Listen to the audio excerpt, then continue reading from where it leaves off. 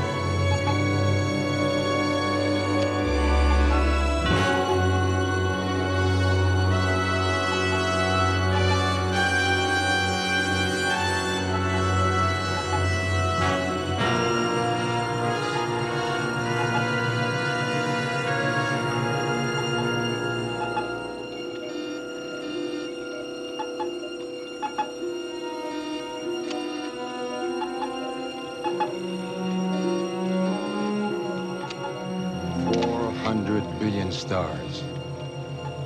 400 billion in our galaxy alone. I'm awestruck whenever I consider the sheer enormity. And the irony is that we could ever suppose that there might not be other life out there. We are all world-class scientists, Burke. You brought us out here to verify your alleged contacts. Are you instead going to subject us to a lecture from Astronomy 1? They'll come. Conditions are right, they'll come. We have been here 4 hours. I, for one, am very anxious to see what sort of trickery you have contrived. But let us get on with it. How dare you? This is me, Mardosian.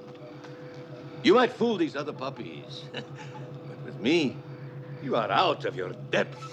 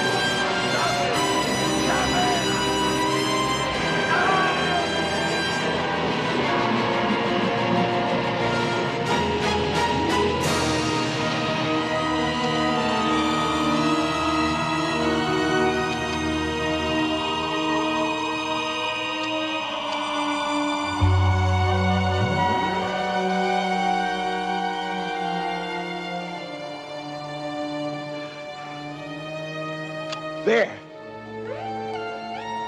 There, you see it? Mardosia.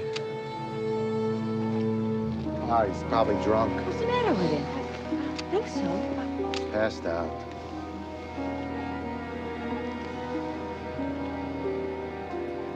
He's dead.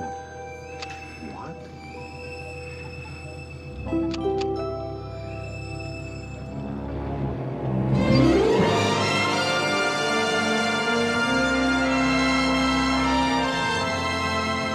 Mr. Houston, yesterday, 5 scientists went into the desert on a somewhat extraordinary project.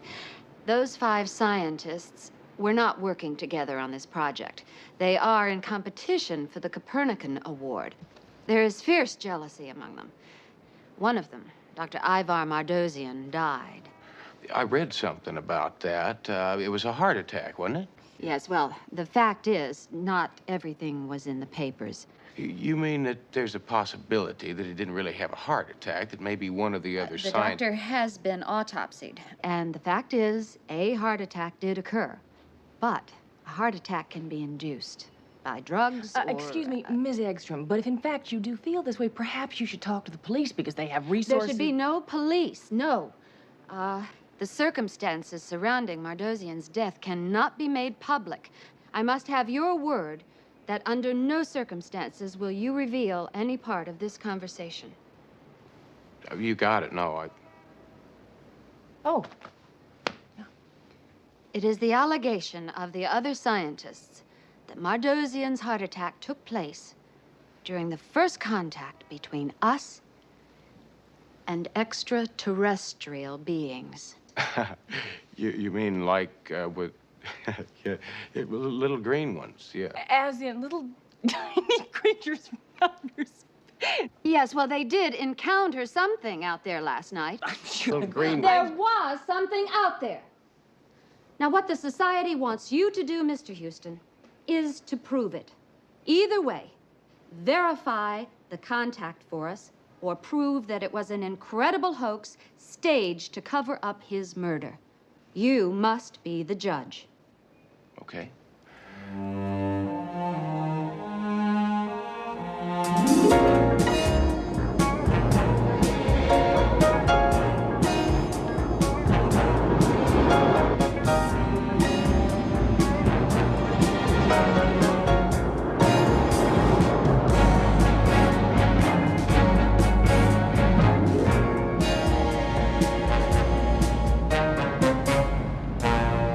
All through here. All through this entire area. It's low-level radiation, of course. Like footprints left behind, evidence of their passing. But Miss Extra must have told you all this. See, they approached from there. Always from the same direction. Then they hovered. And then they disappeared. We were all over, gathered by the motorhome. Mardozian was near the tent. But imagine the moment, to be in their presence. It was like touching God. Yeah, I'll bet. Well, listen, I understand everybody here the other night was in contention for the Copernican Award. My husband talks about touching God, and you talk about trivia? Well, it's hardly trivia. I mean, that is a pretty prestigious award. It was worth $100,000 in cash, not to mention millions in endowments. You get to be in the limelight, get the respect from your peers. It's a dandy award, yeah. Now, from what I understand, Mardozian was the front runner in the race for it. No one can accept the fact that Mardozian just died. He was too big a man. Well, this was bigger than he was. Mr. Houston, maybe the Copernican Award would be worth killing for, but Carl wouldn't have to. This contact makes the award his. And we have that contact on film. You mean to tell me everything that happened last night, you got it on film? That's right. Slides. The contact, the cam people, everything. It's a scientific record. Well, that makes me feel a little silly. I mean, if you've got all of it on film, then we've got a record of Mardozian's death. Well, those slides are still in the lab being developed. But we have pictures of a contact of a few weeks back. This is bewildering. We tell you we have pictures of beings from other worlds, and you wonder about Mardozian's death? Those pictures are worth 1,000 Mardozians. Or Houstons, for that matter. Sure. Grandma Houston would probably disagree with you on that.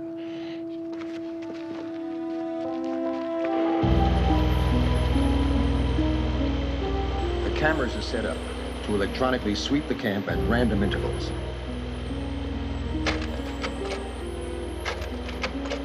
Now remember, these pictures are from a previous contact. Here. Here they come. You know, it just looks like lights in the sky to me. I mean, that could be anything. Watch. Ah, there.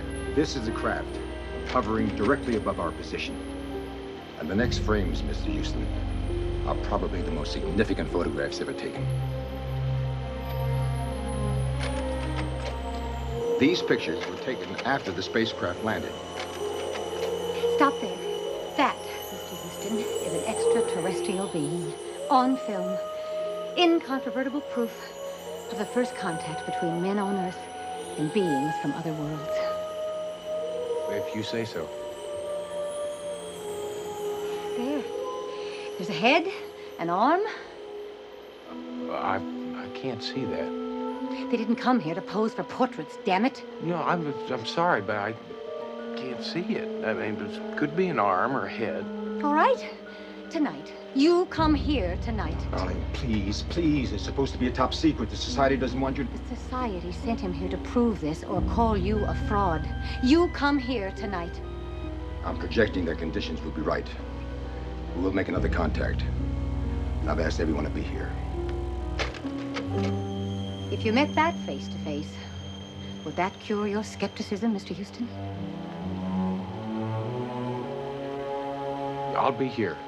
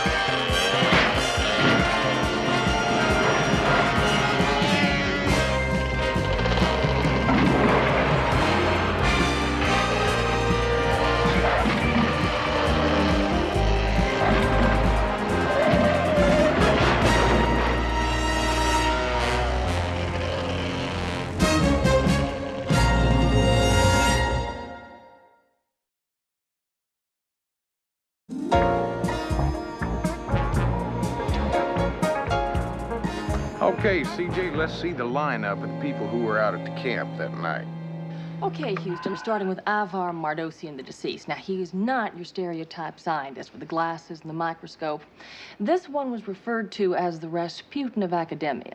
As a matter of fact, he's a womanizer and a brawler, but tops in his field and first up for the Copernican Award, unless Carl Burke proves his claim that he had contact with extraterrestrial beings. You mean if I wanted to know who had a good reason for wanting Mardosian dead, Burke would be a very good candidate? He'd be first in line. Now, what about Burke's wife? Now, I had a chat with them. Looks like she wears the shoulders of the family. Well, she's a top photojournalist. I mean, she's dodged bullets in the Middle East. She's taken photographs of sharks in dangerous waters. She's a tough lady, as you say, but she knows the shot she wants to get, and she gets it. Yeah, she gets the shot she wants. What about anything else she wants? Like maybe the Copernican Award for her husband? It's possible. Now, this is Barbara Diane Newton. She's an internationally famous mathematical theoretician. Once upon a time, this girl didn't have a dime to her name, put herself through school with scholarships, and under the patronage of Mardosian. It's not a well-kept secret that her sponsorship by Mardosian was paid for favor. Now, this is Stu Glick. He is ingenious, he's ambitious, and he's one of the bright lights of the future in this area. He's the obvious heir apparent to Mardosian's crown and up for the Copernican Award. The question is, would he commit murder for the science prize? Why don't I ask him? Why don't you? Mr. Houston, I don't know how I can help you. You see, it was on us, hovered over us. Then it was gone. Now, I don't know of any man-made vehicle that could maneuver that way. In other words, you think that that whole contact was real and not just an illusion? What, to fool 4 world-class scientists? No, Burke isn't that smart. Well, now, if it could be done, who is smart enough? Who could do something like that? Me. I mean, why be coy? I'm a very bright guy. After Mardosian, It was only me, which means you needn't bother asking your next question. Which is? Could the whole thing have been rigged to cover the murder of Mardosian? You are a smart guy. Well, what's the answer? No way. If that had happened, I would have sensed it. I worshiped the man. Yeah, well, the word is that he was about as popular as a cat in a mouse house. Of course they hated him. He was a genius. Believe it or not, Mr. Houston, all my life, people have hated me.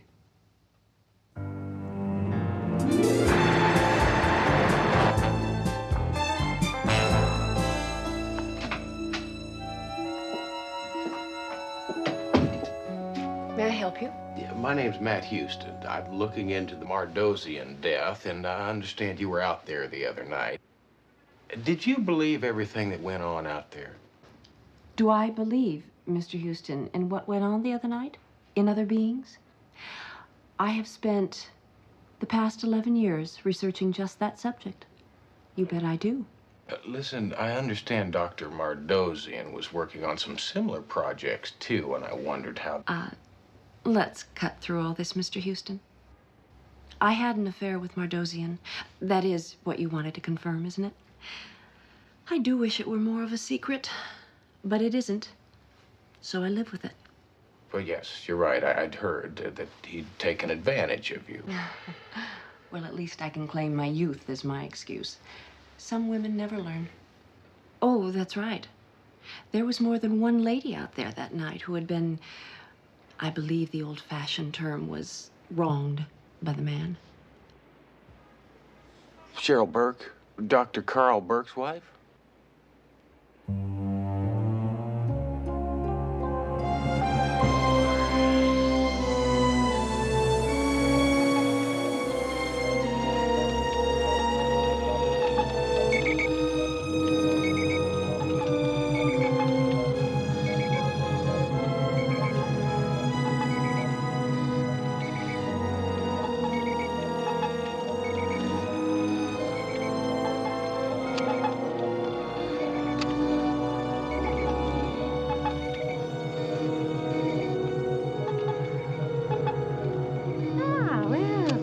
Mr. Houston. I'm sorry the evening hasn't been more interesting for you, but waiting is the biggest part of science. Well, I don't mind the waiting. I mean, this is all new to me. It's fascinating. Yeah, well, the wind may jinx us. We've only been able to make contact when conditions were just so. I don't know why that is. Listen, Miss Burke, I've got to ask you a question. It's usually none of my business, but can you tell me a little bit about your relationship with Mardosian? That was over practically before it began. Why dig up that dirt? You know why. It's because I have to. Well, you didn't know Mardosian. He was dashing, his beard, his hat. He overwhelmed you. It didn't last very long. I was swept off my feet, sorry about it in the morning kind of thing. That's really all there was to it. Well, did your husband know about it? Doesn't the spouse always know? Maybe we're both just pretending it didn't happen, so it's easier to live with. If we're out in the open, then... I don't know. Carl is a very proud man. There's no telling what he might do. Well, the problem is that sooner or later it's going to come up again. Somebody's going to bring it up. And, well, after all, your husband is responsible for bringing all the scientists out here the other night. And, well, they did all show up on his personal invitation. Mardosian did die under mysterious circumstances, and... Are you intimating that my husband staged all of this to kill my lover? Mr. Houston, a lot of people hated Mardosian, including me. Enough to kill him, maybe?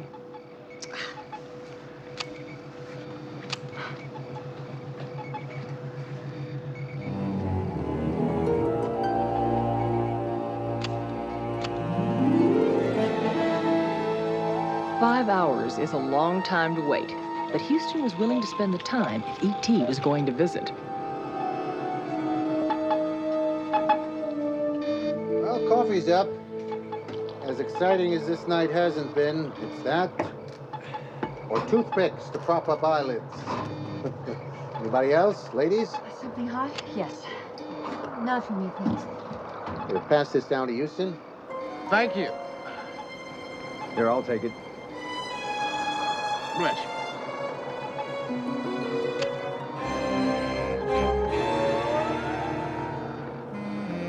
Too much wind. We won't be making any contact tonight. So we might as well wrap it up.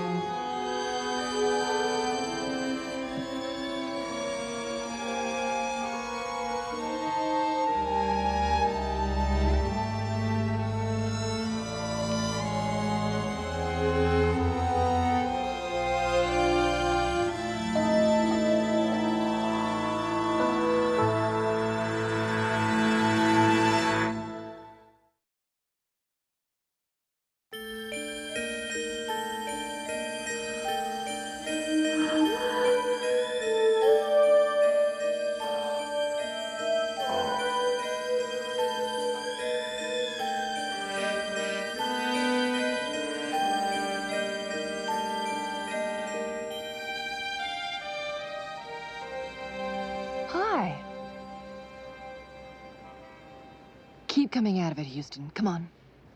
Attaboy. Attaboy, keep coming out of it. Houston, you've been scaring the pants off me.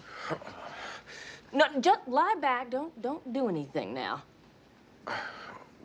What about your pants? Oh, good. At least you're human again. Human again. Well, Houston, the last hour you've been talking about little green men and spaceships, really very spooky stuff. Here.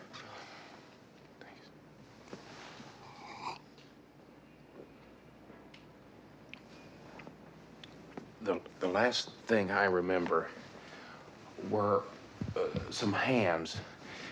They were reaching out for me. And my car went off the road. Houston, they didn't find you near your car. You were wandering around on the road like you were drunk. Now, one of the policemen recognized you and called Vince Novelli, and he sent you back here. Lights. These lights came up behind me, CJ, and they were following me, almost chasing me. They ran my car off the road, and These little tiny hands. Houston, you're beginning to worry me. You've been talking like that ever since I tucked you into this couch. CJ, what time did Vince Novelli's boys pick me up out on that road? Early, about 6 a.m. I left Burke's desert site at midnight. I lost 6 hours somewhere. Well, Houston, in the state you were in, you could have lost 24 hours. It must have been quite a party. CJ, I just drank coffee. That's all I drank. Somebody drugged my coffee, CJ. Somebody did not want me to get home in one piece. I've lost 6 hours, and I don't know where I lost them. Houston, believe me, you fell asleep at the wheel, hit your head. You were hallucinating. Was I, CJ? Now, I saw something, and it was there. I know it. Houston, it's this case. We've been talking about extraterrestrials, UFOs. You thought it was happening. See, it's the power of suggestion. No, CJ. No, it wasn't. It was out there. I saw it. It just appeared. It didn't make a sound at all. No, it just came in quiet. No sound. Now, what flies, CJ, without making a sound? Vince Novelli. Mama Novelli? Yeah, listen, Mama, is Vince hiding out around there somewhere? Ah, Houston. No, he's here. Un momento, eh? Vincenzo? Vincenzo? Telefono. Hello. Yeah, Vince, listen, are you still flying? Still beating your wife? What's that supposed to mean? That's exactly my question. No, Vance, I'm not getting personal. I'm asking you, are you still flying hot air balloons? Why didn't you say so? I just did. Yeah, when I can find the time. Why? Because I have to ask you a question. Now, is it possible to fly one of those hot air balloons at night and navigate to a specific spot and then just kind of stand still and hover? Houston, that's stupid. Yes, it is, Vance. It's stupid, but is it possible? Yeah, I suppose so. I mean, the hovering is the tricky part. The only guy I know would have a prayer is Marcel Dejean. He's a French champion. Yeah, I'll bet you he's in town right now. Yeah, he's in town for the Trans Am balloon race. How do you know? Some little green man told me, Vance. Oh.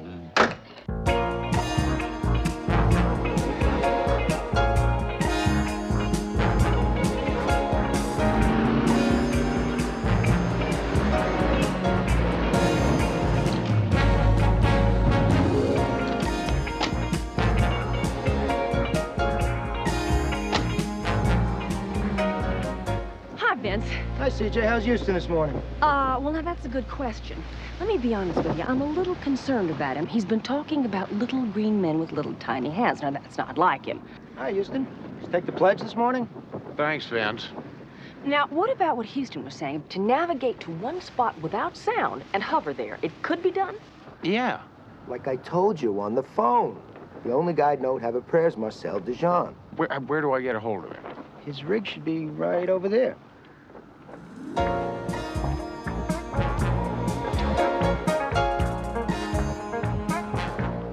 think I'll have a chat with him.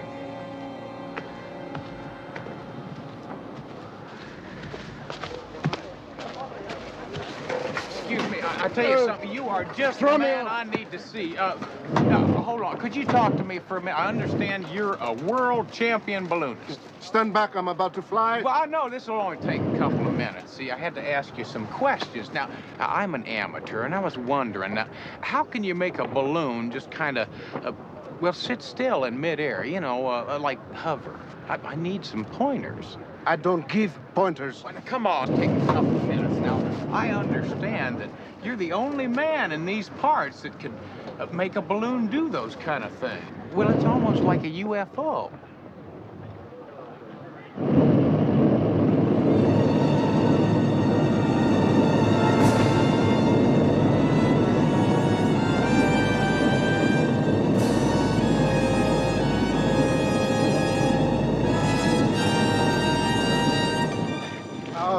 Out of my balloon. It's a little late for that.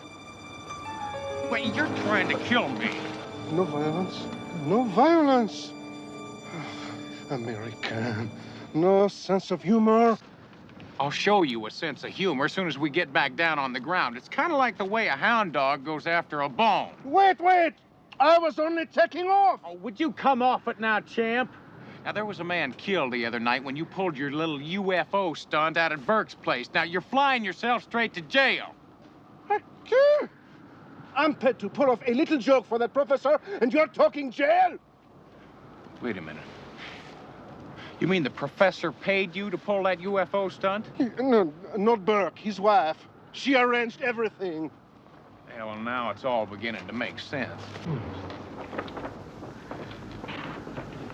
She gave me $5,000. You think it's a lot of money, I know, but not to do what only I can do. Just keep going, all right? Balloons are leaves on the wind. These prevailing winds blow out into that desert. But to pose in flight, I had to invent a machine, like a great fan, to make the craft hover.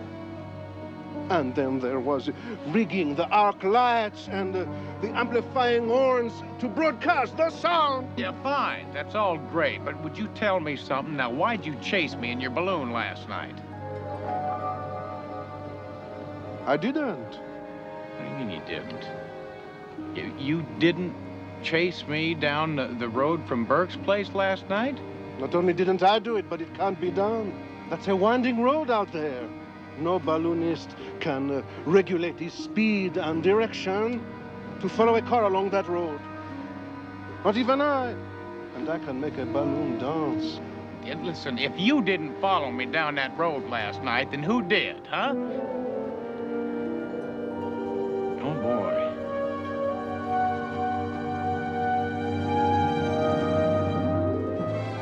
Weird. As long as we're out here, you suppose you could dance this thing over to Burke's place?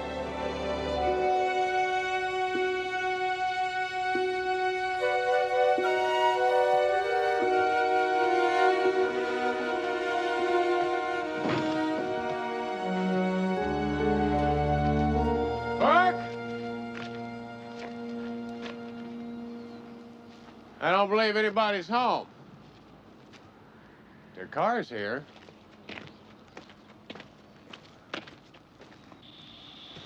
Mr. Burke! Mr. Burke! Matt Houston! God, that's gas.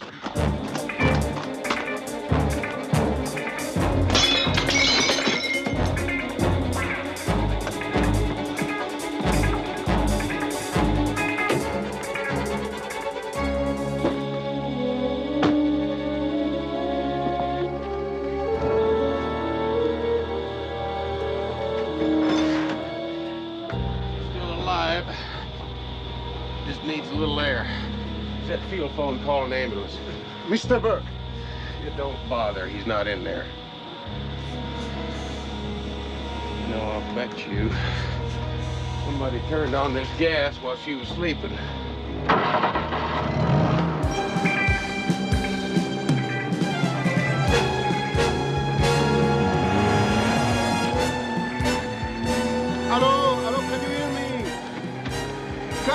Can you hear me? This is emergency. Hello? Hello, I need an emergency ambulance. Ambulance? The sheriff's station. We hear you loud and clear.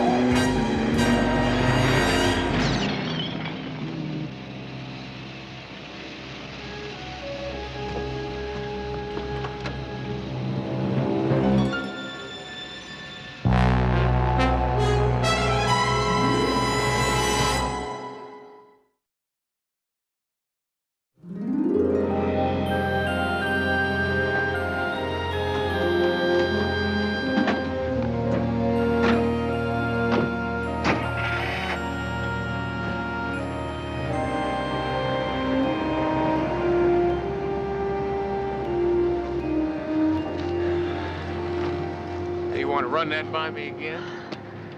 The door was locked. And like you, I heard the propane gas. I went around looking through the windows, and I thought she was dead. That is not what I asked you. When I saw the balloon, I didn't know who you were. And I thought it would look bad because I didn't want to be seen. So I panicked. I don't know what I was thinking. Would you tell me why you ran?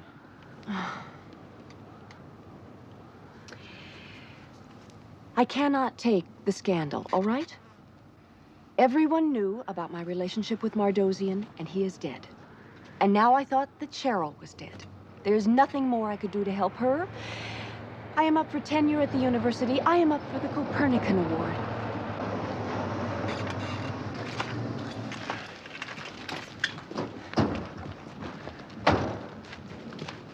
What's going on out here? Yeah, we passed an ambulance coming in. Is anybody hurt? Mr. Burke, your wife was in that ambulance. It seems that the gas was left on in motorhome. We left her napping. Oh, my God. No, Mr. Burke, listen, it's fine. She's gonna be all right, just fine. Are you sure? Yeah, she's fine. She's taken care of, okay? Just relax. Now, I've got to ask you a couple of questions. Now, where were you just before you got here? I was at the lab picking up the slides of the sighting. Yeah, are these the slides of the sighting the same night that Mardosian was killed? That night, yes. And that's why I called everybody here so they could see the slides. Yes, he called me early this morning. So, with these slides, if they're anything like the other ones, they're going to be able to show us the various different camera angles of the movements that went on in the camp that night, you know, in the so-called sighting. So-called? These slides are a complete scientific record. I'm sure they are, yeah. But they also might give us a good picture of how Mardosian was killed. Not to mention my balloon artistry. And what does that mean? You mean he doesn't know? He didn't know the whole thing was staged? It was his wife's idea. She paid me. Still, we have met, yes. It was a hoax? Why, Burke, you phony old Dickens, you. Carl, you have spent years pursuing this line of research. You've compromised your whole life's work. I have seen them. They are out there. I have made contact. But the scientific community needed proof. And proof takes sitting out on a desert. Proof takes money. Cheryl thought that with the money from the Copernican Award, we could make things happen. They're here, I swear it. They're here. They're here. Fine. Oh, yeah, I know. I'm sure they are. They're here. I'll tell you what, why don't we just take a look at these slides, all right?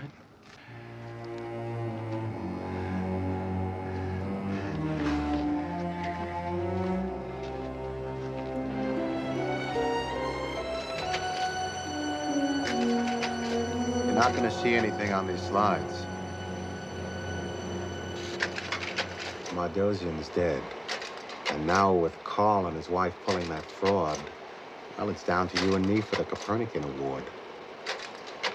Shut up, Stuart. May the best man win. Hold it. Hold it a minute. Do you see something? That's Mardosian, isn't it? Yeah, I know it's very hard to make out because it's blurry, but... It's Mardosian. Now, a couple of slides back, there was something in the corner. That's it. Look at that. That hand. Now, it's got a wire, and it's touching it to his ankle. Now, the autopsy showed that Mardosian had the same identical burn on his ankle. I will bet you that the other end of that wire leads to a generator. Electric shock caused Mardosian's heart attack. It's a man's hand. Yeah, well, it's kind of hard to tell. No, it's a man's hand. We know for sure that it's a class ring, and I think all we have to do is just blow it up a little bit to tell which one it is.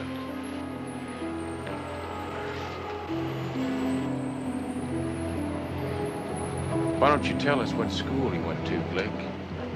Save us the trouble of blowing that up.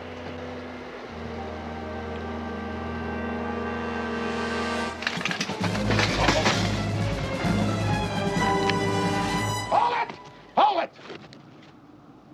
You had to keep digging and digging, didn't you? I should have killed you the first time you came up here. So that was you that was shooting at me from behind those rocks? Of course it was me. Who'd you think it was? I wanted to make sure that you didn't buy that heart attack. I knew you would investigate. I knew you'd find out it was a hoax. After that, there should have been only one answer. That Burke staged the whole thing to kill Mardosian over his wife.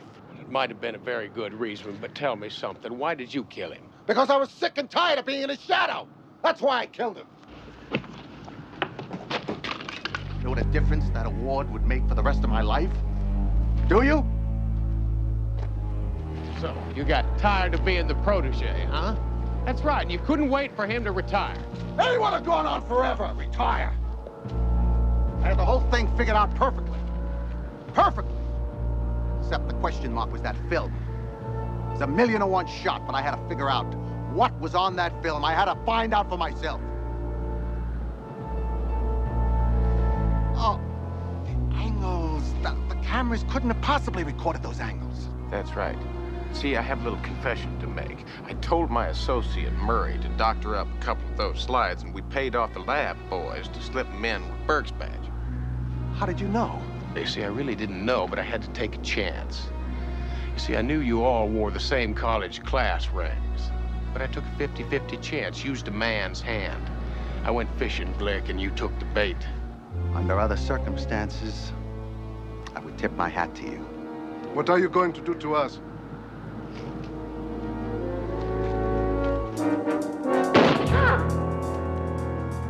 Take at least a day or so, if you're lucky, to get out of this desert.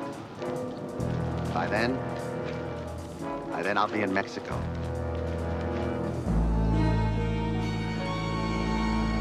Better yet,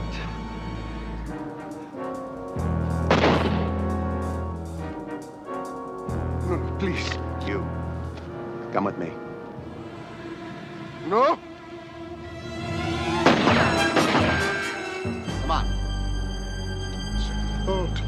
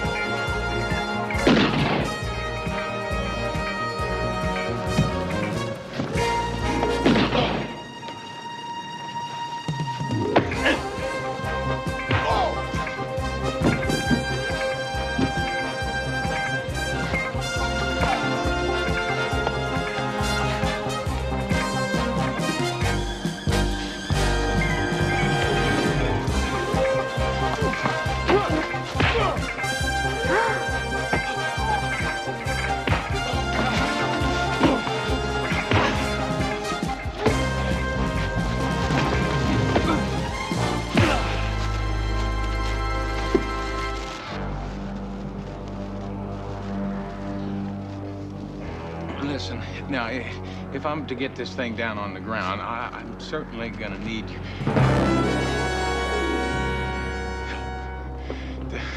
It's a big cliff. It's coming quick. How far off the ground are we? 1,000 feet, maybe. If we hit the cliff, the balloon shreds, we drop like a stone. Throw off the ballast. The ballast. Turn up the burner. The burner.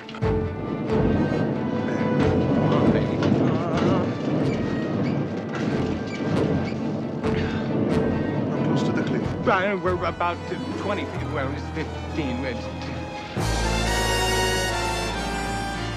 Oh, we made it. So how bad is that? I have to be all right. I won't give him the satisfaction of dying. Evil of France. Vive le Houston. Yeah.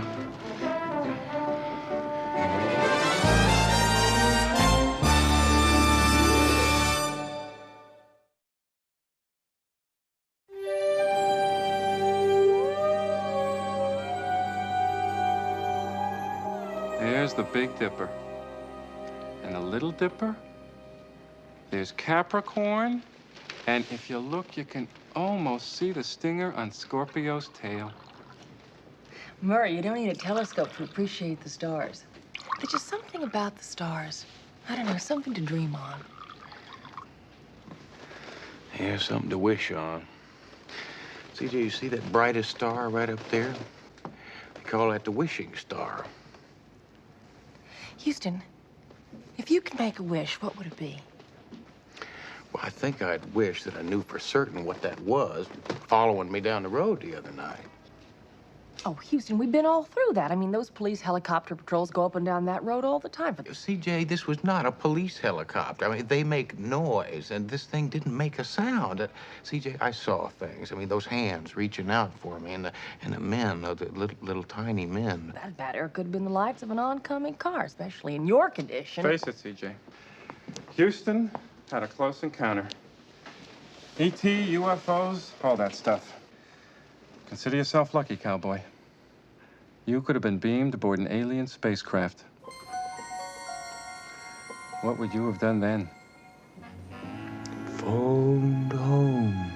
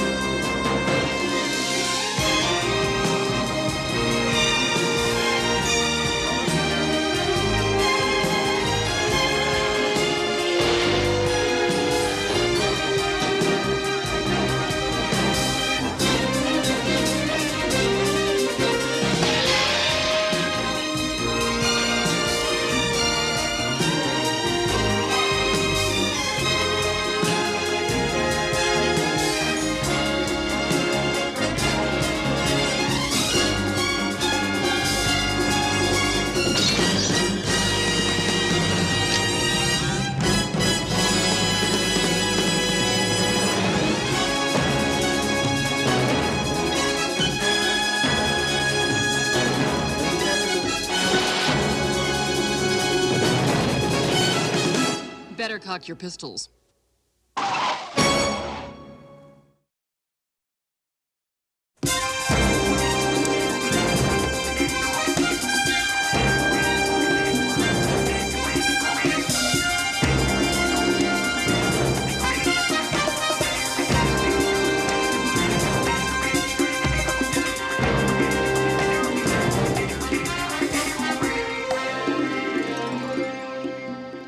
Everybody, I sure appreciate you all coming out here like this. I know you're aware that I just got in from Europe.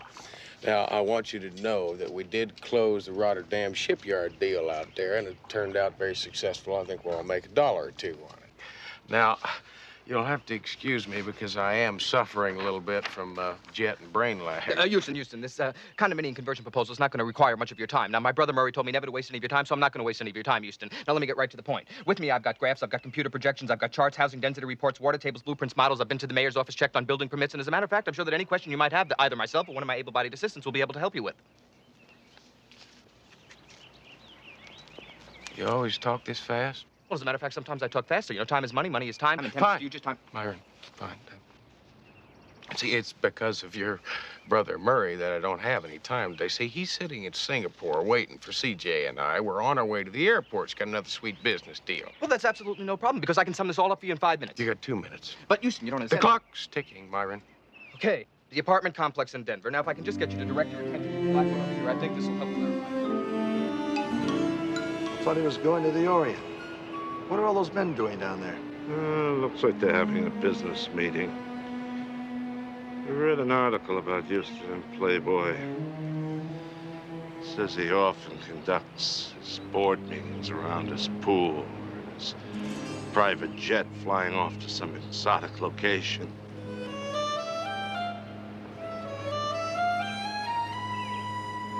Mike, there she is now.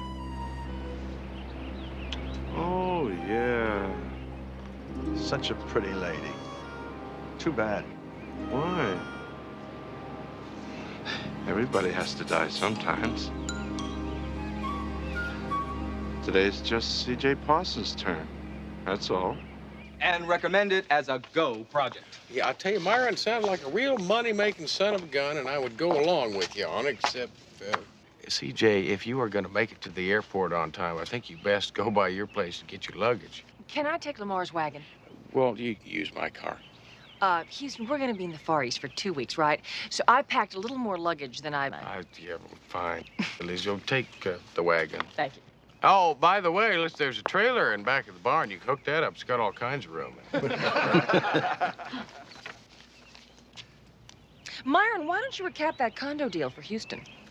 Great. You know, as a matter of fact, there are a few details that I neglected to cover. First of all, the mayor in Denver is not particularly happy with the fact that... Myron, just hold up a minute. See, I do have a problem with these condo conversions. Now, I don't believe the people that are living in those apartments right now are going to be able to afford $150,000 that we're asking for the conversion. Well, that's absolutely no problem at all. We're going to have people standing in line to grab up these units. Myron, it is a problem. See, I don't think it's right to kick those people out of their apartments just because they can't come up with the price of our condo. Houston, we're talking business. No, Myron, you're talking business. I'm talking people. This meeting's adjourned, folks.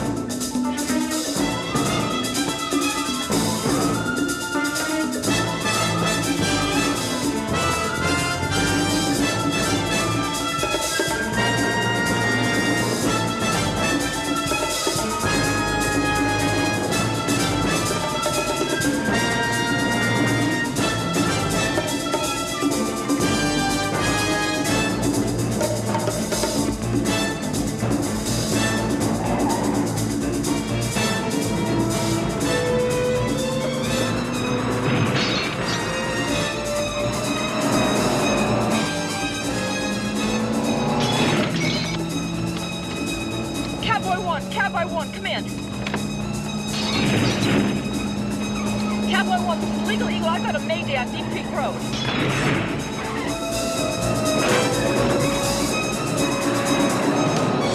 Houston, it's CJ. Your CB radio. I just heard it. Trouble on Deep Creek Road. It's a Mayday. Excuse me, fellas.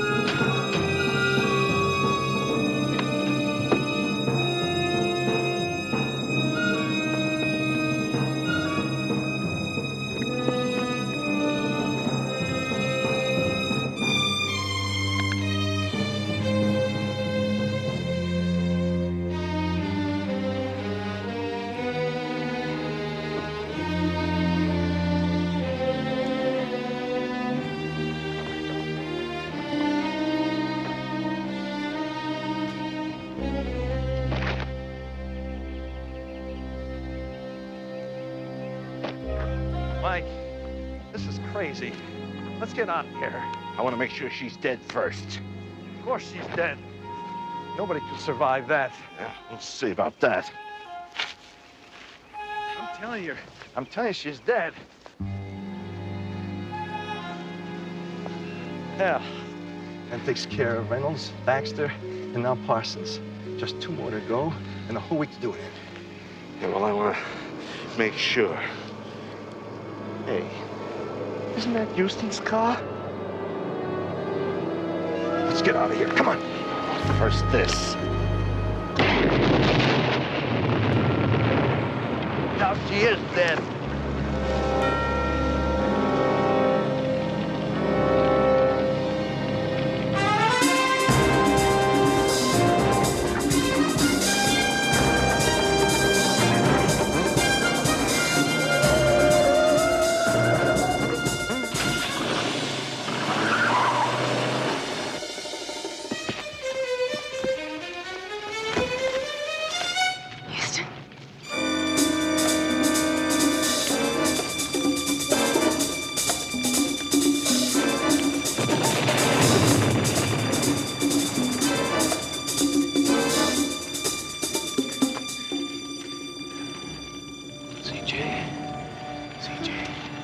CJ, can you hear me? No, easy, CJ. It's me, Houston.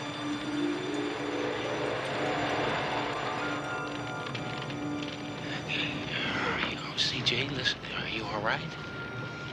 Houston, those men, what happened? CJ, listen, take it easy. I'm just gonna get you to the hospital, all right? Houston, they looked like Laurel and Hardy. They tried to run me off the road. They said that takes care of Baxter, Reynolds, and now Parsons. Yeah, come on, I'll get you to the hospital. We'll talk about Houston, they looked like Laurel and Hardy. They tried to kill me. Come on, let's go.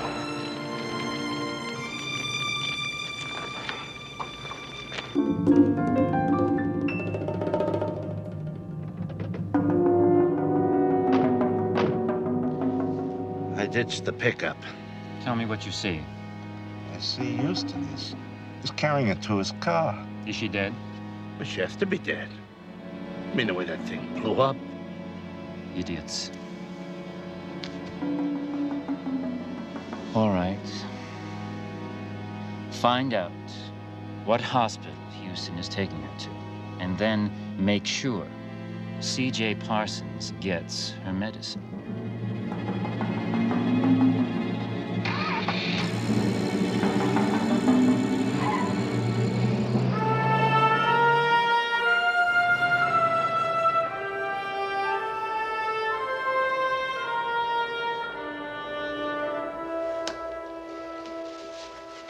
I can only give her advice.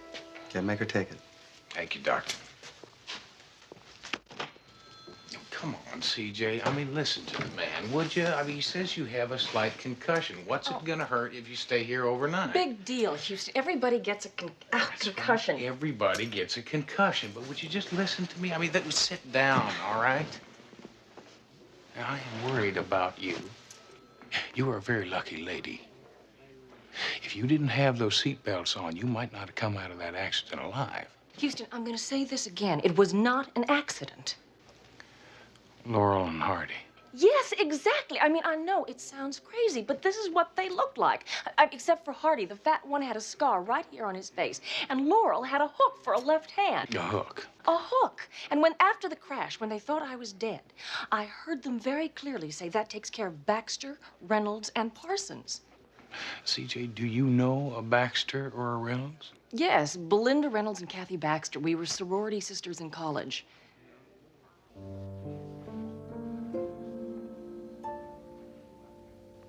How do I get in touch with these ladies? They live in L.A., and their phone numbers and addresses are back at the office. I'll get in touch with them. Houston, those two men said something else. They said that they had only 1 week left to get the other two. CJ, just how many more sorority sisters do you have living in L.A.? 2. Maureen Flanders and Carolyn Master. Their phone numbers are back at the office.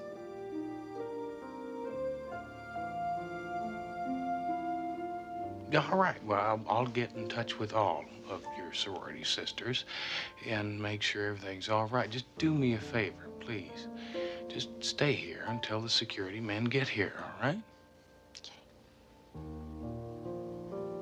Thank you. For what? Not letting them kill you.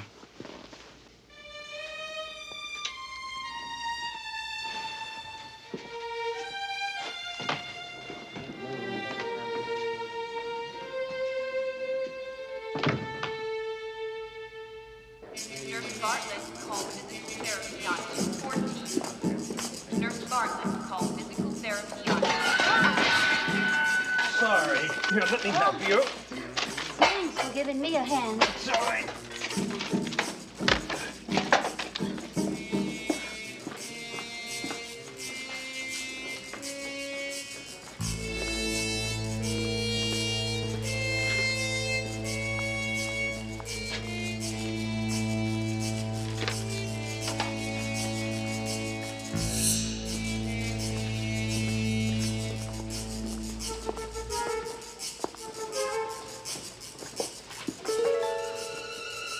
Gloved hand.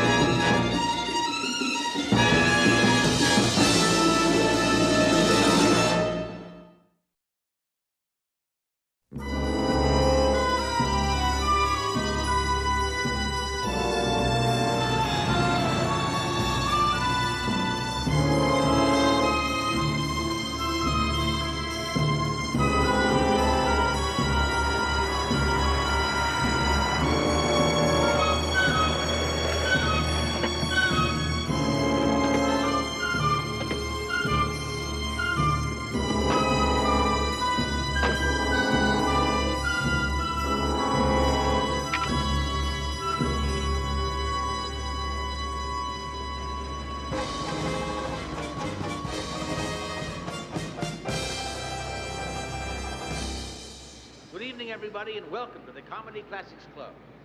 Tonight you're going to meet some of your old favorites.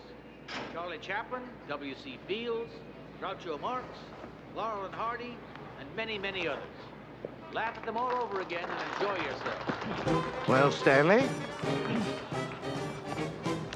let's go to work. That's a good idea.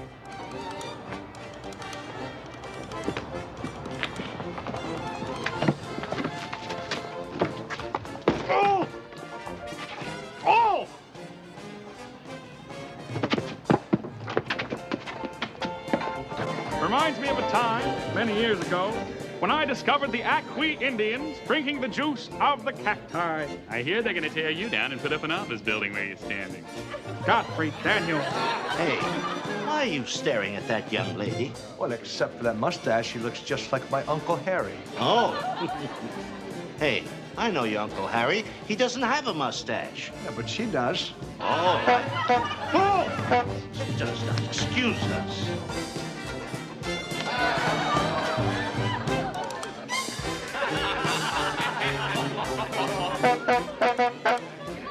You have a wonderful place here. So nostalgic. Really brings back memories. You pay us great honor. Please, come back and see us often.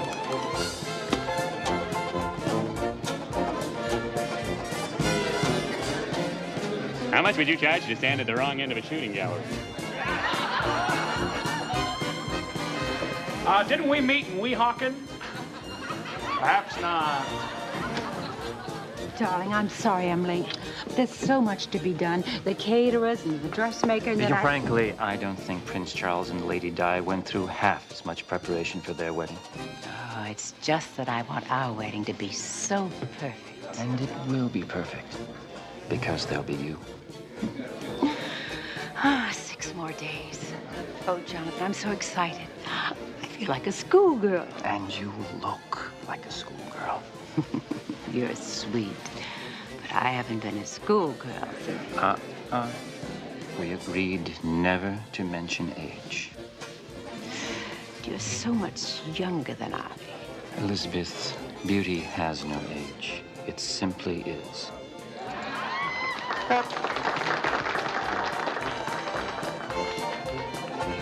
Say, Ollie, what does that remind you of? I don't know. What does that remind me of? Well, that's a Thursday.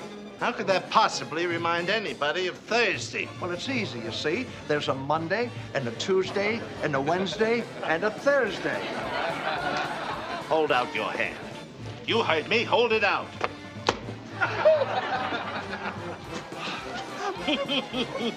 We have trouble. Excuse me, will you, darling? I'll change. Hurry back.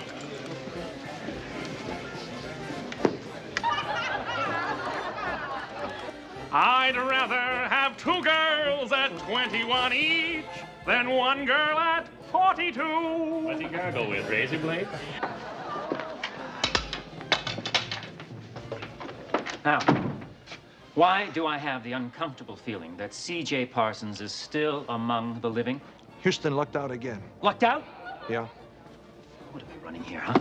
A crapshoot? If you ask me, we should have pulled the plug. No one's asking you. Mr. Renfield, this job's been jinxed since the first day. I say that what we ought to do is... Listen!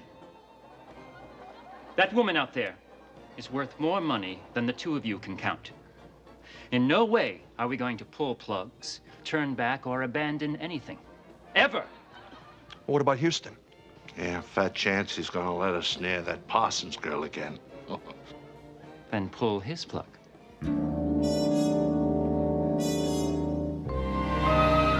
While you were making your police report, I checked on my friends.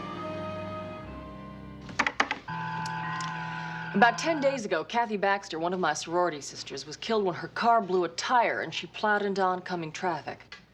Police classify it as an accident? Same as they would have classified me as an accident if I wasn't here to disagree. That's quite a fire.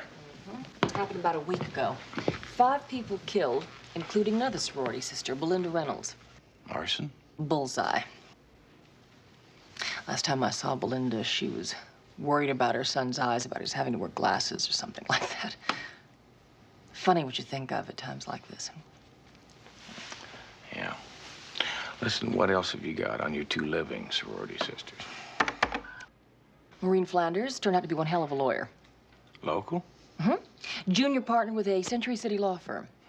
So, has she had any recent accidents or near misses? Well, I called her and filled her in, and she's scared, but she's okay. That's a pretty lady. Doctor. Carolyn Master. First in her class, voted most likely to accomplish everything.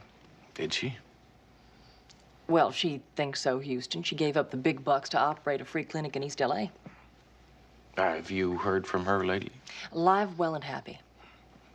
CJ, listen, I want you to get a hold of our security people and arrange for around-the-clock protection for these gals. Now, I want you to stay put and get a little rest. I want to talk to your sisters. Oh, brother. Well, judging by your tone, Myron, it sounds like your mission was unaccomplished. Houston, L.A. is one very large landmass. Like you said, Houston, mission unaccomplished. Look, I tried. I really tried. I checked TV stations, theatrical agents, little theaters, comedy clubs, even parking lots. And no Laurel and Hardy's, huh? Zip. I did find a terrific Abbott and Costello, though. You know, those guys always did put me away. You remember that routine that they did with the who's on first and the second, third, what? Myron, listen, I'd love to send you on an Abbott and Costello mission, but they're not the ones that are killing people. So keep looking for me, would you please? Will do. Yeah. I mean, 10-4. Well, it's detective talk.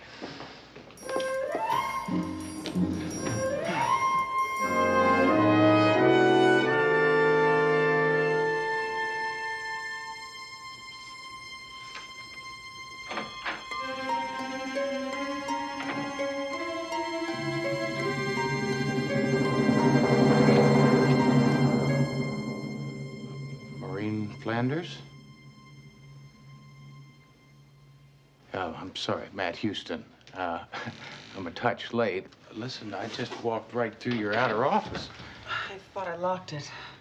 It's hard to look like I was on the verge of a coronary, but I was a touch scared. Well, CJ said she filled you in. Kathy, Belinda, now CJ. It's bizarre. I mean, we're just sorority sisters, girls from Sigma House. No deep secrets. Why would anyone want us dead? I've got some very good leads, and hopefully I'll have some more soon. What do you want from me? Information. See, if you can think of something, a common denominator, other than the fact that you're all sorority sisters, it just might help me. Now, I've got CJ making a list back at the office. Now, maybe if you did the same thing, it could help. Just something that might point me in that right direction. I just don't know. Frankly, I've been out of touch with most of the others. I guess it must be the workaholic in me. Listen, you gotta think hard, Maureen. Think real hard. Now, it's important. Something that might give me an answer. I don't know. I keep going over the day the 6 of us graduated, the party we had. Wait a minute. 6? I thought there was only 5 of you. Oh, Mary Ann McDonald was a sorority sister. But she died 4 years ago, car accident. But I'm sure her death has no bearing on this. Yeah. I'm not so sure. Yeah. I can't be sure that you're not next on the killer's hit list. Come on, let's go. Where to? We're going to your house. I've got a security guard waiting for us. Be there when we get there.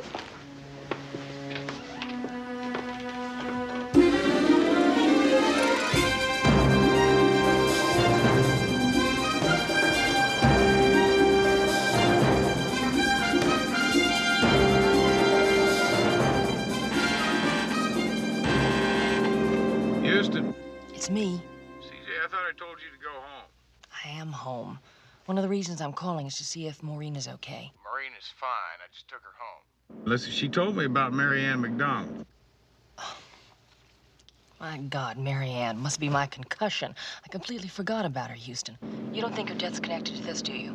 Well, it was a car accident, right? I'm scared. CJ, did the security men get there? Yeah, all 3. Fort Knox should be so safe. Yeah, well, you mean a little bit more to me than Fort Knox. Did you come up with anything else on the other sorority sister? The other reason I called is because there's a message on my answering service from Carol. She said she wants to talk to you right away and will meet you at your office. I'm on my way. Listen, you get some rest. I'll talk to you in the morning, all right?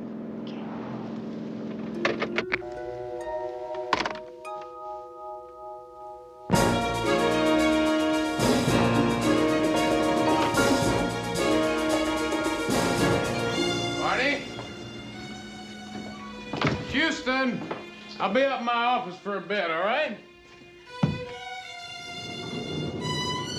Barney.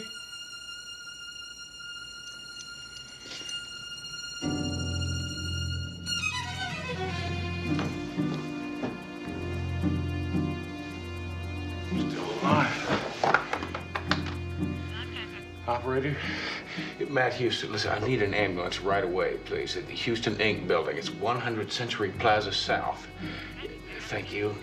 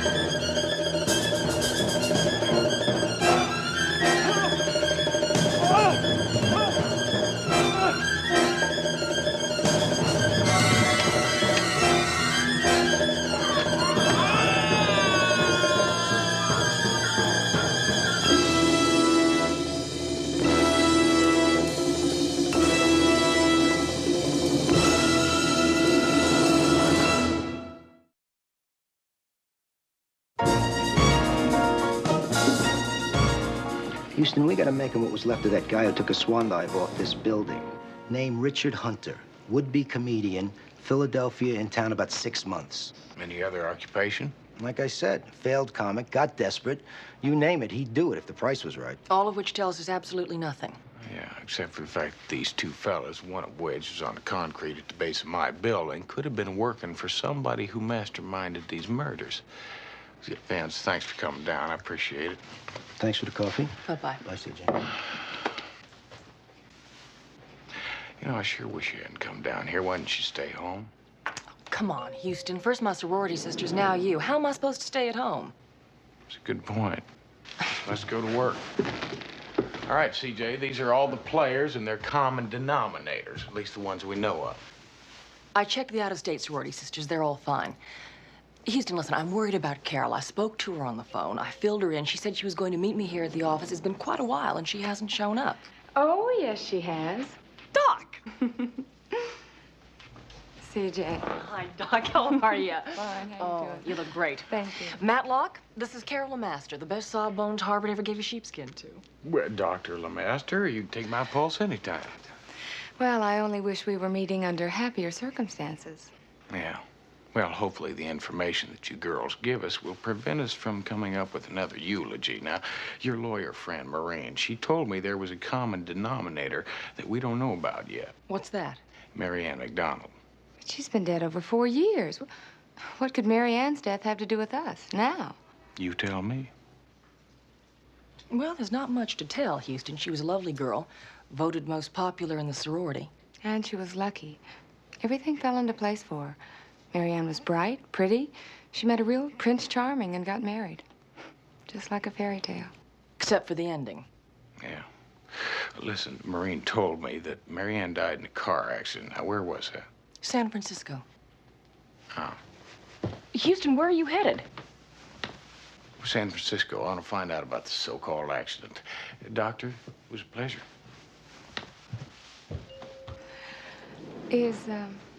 Is he always like that? No, sometimes he does things on the spur of the moment. Excuse me.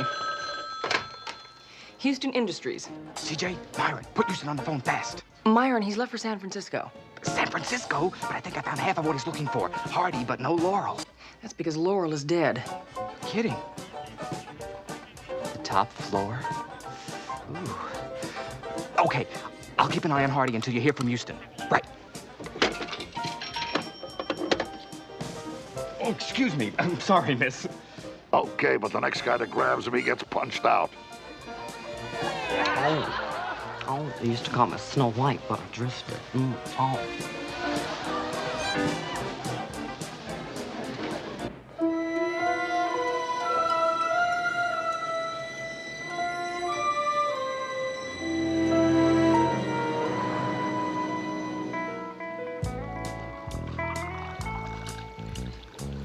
Phone call I got says you come all the way up from Smogsville just to talk about that accident 4 years ago. It was an accident. Oh? Cheers.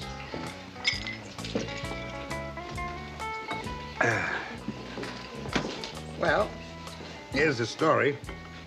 I'd been off of homicide for about a year, assigned a traffic detail, and we got this call that a brand new car was doing a Brody off the Golden Gate Bridge.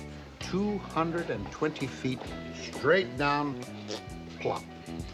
Yeah, and inside that car were the newlyweds, Mary Ann McDonald Singer and her husband, Charlie Singer. Well, we found her, not him. She was strapped in, seatbelt. So you just assumed that his body was swept away by the current? I didn't assume nothing. The guys down at headquarters, that's what they settled on. But to this day, me and my partner don't agree with none of them. Your partner? You know, something I'd kind of like to talk to him, too, if I could. Well, you are talking to him. It's this way, kid. Ever since I was a rookie, I've had this feeling in my head that I call my partner. And whenever I was out on a case and there was something fishy, my little partner would start hammering on my head. And he sure as hell was hammering that day of that accident, I'll tell you. Just didn't City Hall think it was a little strange? I mean, they never found a husband's body. No records on the man. It was as though he didn't exist. As you know, City Hall does a volume business, quick turnovers. You know, they reach a point where they have to F and F. File and forget. Oh, yeah. So that's when the case ended. For them, but not for me and my partner. We were hooked. We just kept digging even after they retired me. Nuts. Yeah, well, and then what happened? And 6 months before she married Singer, Mary Ann McDonald came into some money, like $500,000. Let me guess, you and your partner checked it out. Turns up that her bank account was bone dry. You got it, kid. Yeah, listen, was there any trace of this husband after that, any at all? Oh, yeah. Me and my partner, we tracked him down to Utah last year. Arizona before that. It was the same M.O., right? All he did was marry wealthy women, then get rid of them in a prearranged accident. That's him. I know it's him. But every time I mention it, you know, somebody says, hey, Section 8, baby. I don't think you're crazy, Buster. I just think you're one hell of a cop. Retired cop.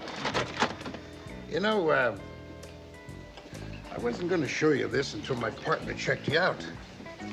Well, what's your partner's verdict? Oh, he thinks you're a pretty good egg. Yeah, I won a big daily double one time, and we used the proceeds to track Bluebeard all the way down to New Mexico. And that's him, the groom.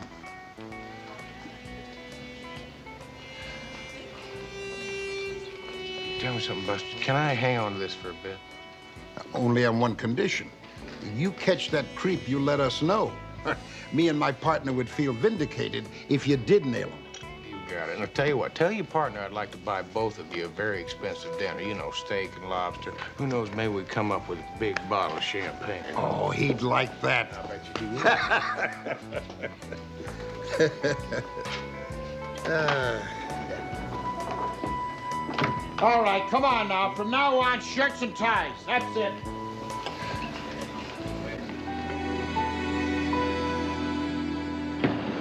Mr. Houston, it's Murray. He's calling from Singapore. He's still waiting at the airport. He has to know what to do. Murray, get a hotel.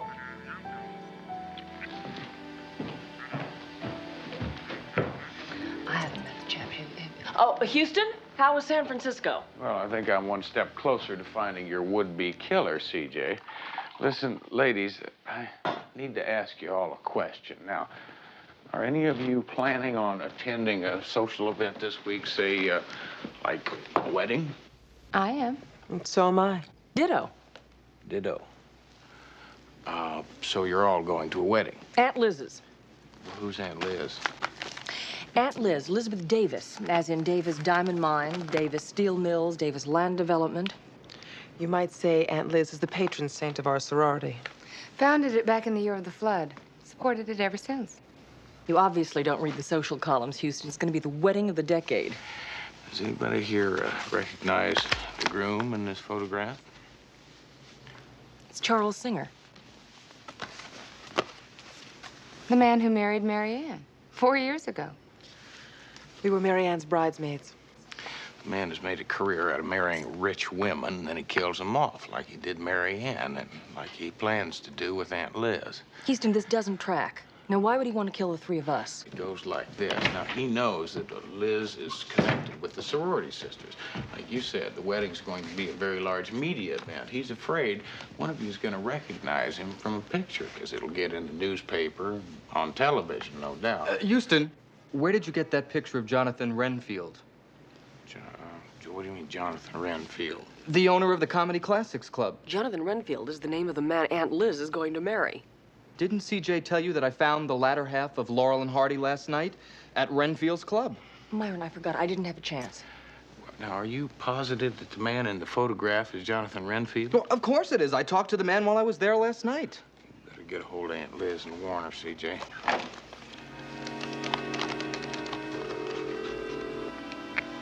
Elizabeth Davis, please. Well, could you tell me where she is? This is urgent. Yes, thank you. She's at Renfield's club. Call her pronto. Look, yeah, the number's right here on the matchbook.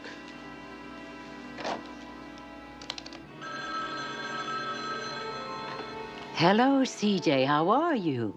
Are you all right? Well, never better. Why do you ask? Listen, I don't have time to explain. I want you to listen to me and just trust me. I'm here with Matt Houston. Now, he has proof that the man you're about to marry is a killer. CJ, are you serious? I'm dead serious. But what in God's name am I supposed to do? What you do is nothing. You stay right there. Matt and I are on our way over now.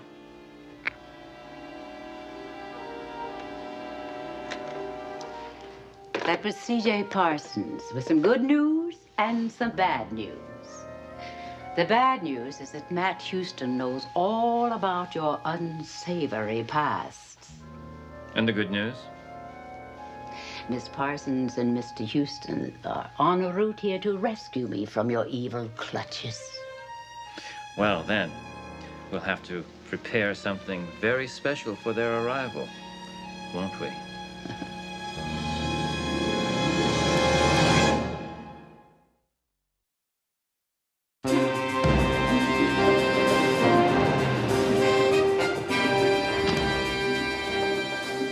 What if Renfield doesn't want to see us? Well, CJ, he won't really have to see us. I mean, we know what he looks like by just photo. Well, Myron says he likes to dress up like Charlie Chaplin a lot. Oh, well, I mean, if that's true and he does it today, it's going to make things a whole lot easier.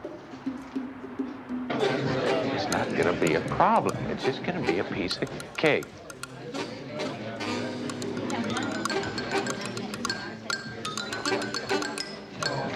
Oh, boy.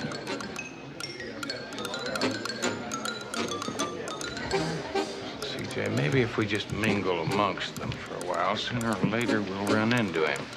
I don't think we're going to score that way. Oh, but you did score.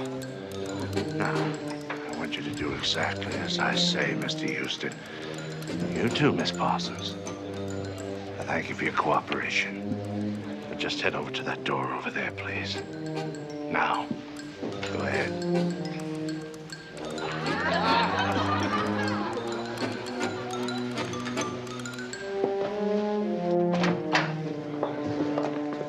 CJ, welcome.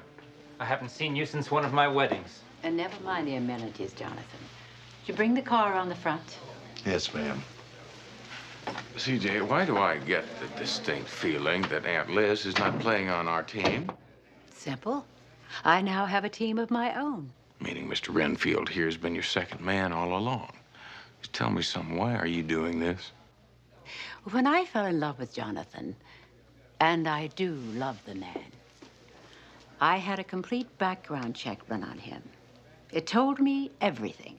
You knew that he killed 2 previous wives and 3 sorority sisters. Lizzie, you've got to be sick. Why didn't you just elope and save all the publicity? Elope? The daughter of Horace Pennington Davis elope? Mr. Houston, we're members of the aristocracy. And when we married, like it or not, it's a media event. And you went along with all this? Knowing full well that 5 innocent ladies would have to die? I went along with all this because Elizabeth has enough evidence to send me to several gas chambers. Yes. If after Jonathan and I are married, I should suddenly die, then that evidence will immediately find itself in the hands of a very dear and old friend, the chief of police. CJ, I never did like name droppers. CJ, watch her phone Vince.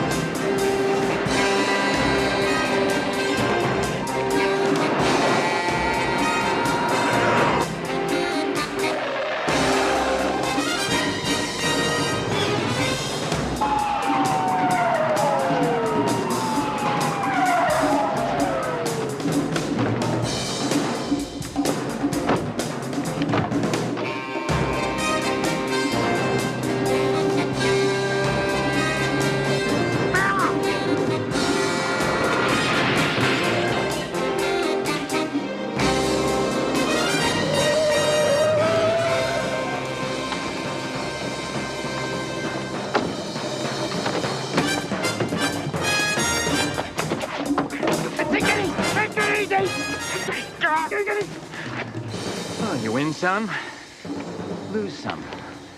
Right, Houston? Take it easy. Take it easy. Tried to kill CJ. Used to forget this guy. He's going to jail for the rest of his life. He's not worth it.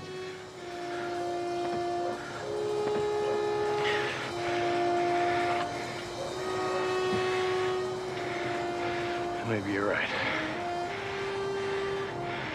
And then again, he...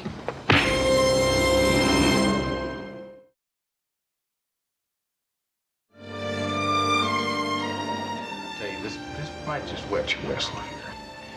Oh, doesn't that look good? Oh, it looks wonderful. Mm-hmm. Tell me something there. What's a fellow like you doing running a bar? I mean, being a retired cop and all, a little dangerous. Yeah, but, you know, a little more income. I can't argue with that. Yeah. You know, Renfield was a real pro.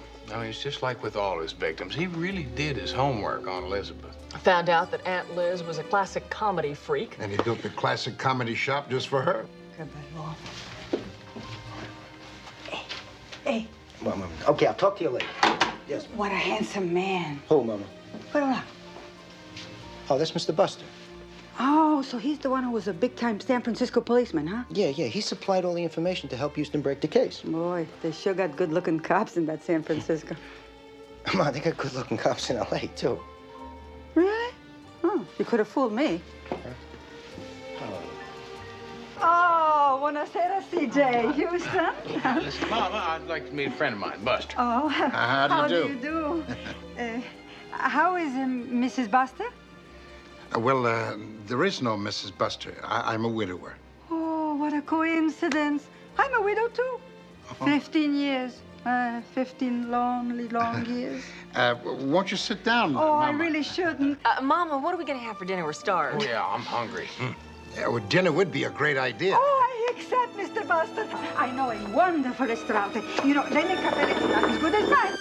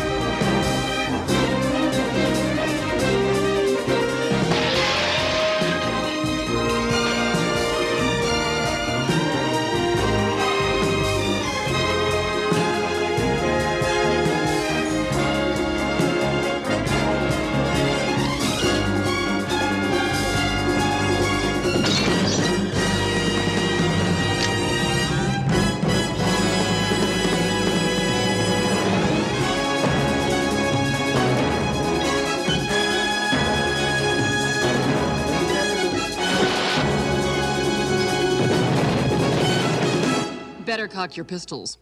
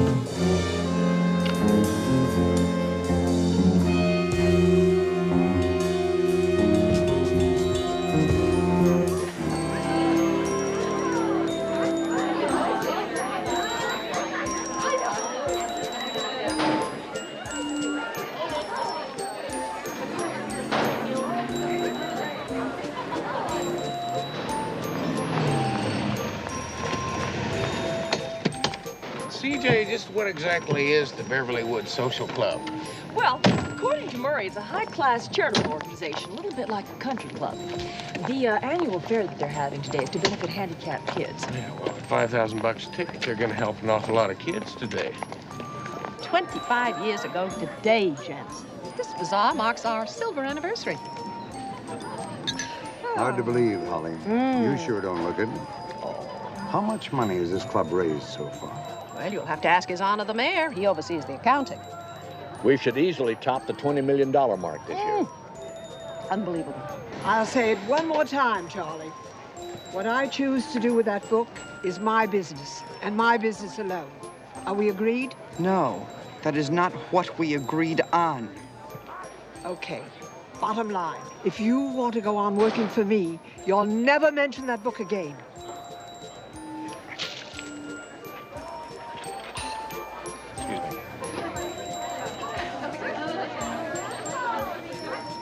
Good afternoon, Miss Moran. And how is America's most hated poison pen columnist? Deadlier than ever, thank you. And how's America's hero of the baseball diamond? Oh, I'm fine.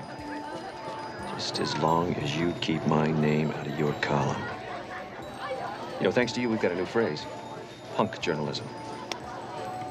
Punk. Oh! 2 in a row. Oh, there we go. Not bad, huh?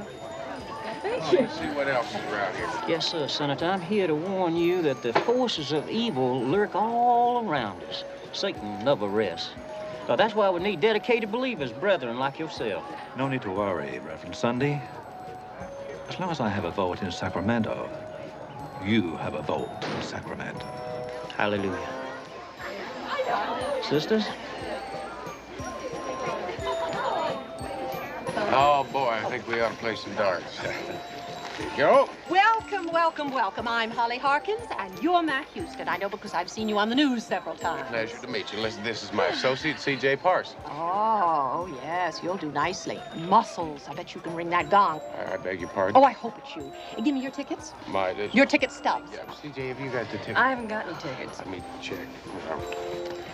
Here we go. Good, thank you. Well, listen, I'm a little bit lost here. Well, they're for the big drawing, highlight of the bazaar. Thank you very much. All right, brothers and sisters, it's that time now. Time for the drawing. Y'all gather around now. Come on down here. It's time. Come on. You'll see what it is. Oh, yeah, you're the one. Your ticket's getting picked. I know it is.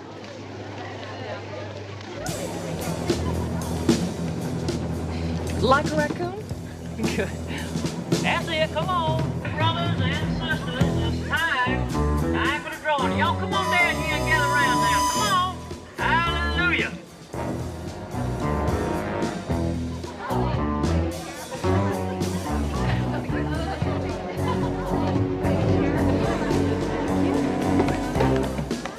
Okay. All right. Now, all of you turkeys, come on. Move your tail feathers down here for the big event. Come on. That's right. Faster. Okay. You ready? Here's the deal. One of these sweet young things down here is going to pick one ticket stub, and the winner gets one shot at the hammer over there. We have an anonymous donor who is going to match whatever mark you reach, no matter what, in dollar bills all the way up to $350,000. But there's only one catch. You donate every cent you win back to our charity. Now, wait a minute. Then you get to take a big, fat tax deduction. Sure, sounds better, doesn't it? Right? Okay, you ready? Fine. Oh, wait. Just put that in, too, will you, honey? Now, let's see. Would you roll the basket, ladies? Once or twice. Let's roll it. That's it. Let's just twirl it. There we go. Now, give me a winner. You all ready for the win? And the excitement mounts. The winner is 1726. 1726? I got it. Here it is. I got it. Hold on now, just a minute, Vonda. Just a minute. Well, congratulations. To tell you the truth, I had hoped for a 2-ton gorilla so that we could make sure that gong got rung, but what are you gonna do? Now, Vonda, take your time and take your best shot, okay? Right over there. Stand back, everybody. Stand back.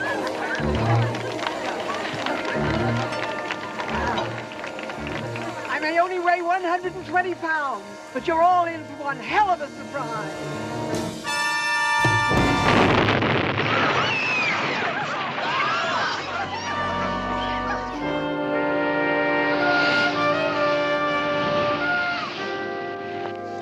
I heard Vonda Moran was a real swinger, but getting herself blown into the next county? Swinger? Yeah. Like the mallet? Bad pun, Vince. Bad pun, I know. Do you always have to make this trip right before dinner is served? When you gotta go, Dad. Kids, it's also lucky for me that Beverly Woods is not my beat. I mean, the lady who got blown up had so many enemies, I'd be interrogating suspects till retirement day. Hey. What? Did you tell them? Tell them what? What? Oh, come on, look. Look at you, poor Nicky. Your oldest son fails the test for his Boy Scout marriage badge in pornography, and you ask what? Pornography? Mama, Nicky failed his test for his merit badge in photography. Hey, that's what I said. What's the matter? You got a hearing problem, too? My firstborn grandson, a failure. Paura, he's gonna end up in Skim Row with all the other bums. Mama, it's no big deal. I failed my test for photography when I was Nicky's age, too. Did I end up a bum? You didn't end up in the White House either, filio mio. Telephone, Houston. Well, thank you, Tony. Excuse me.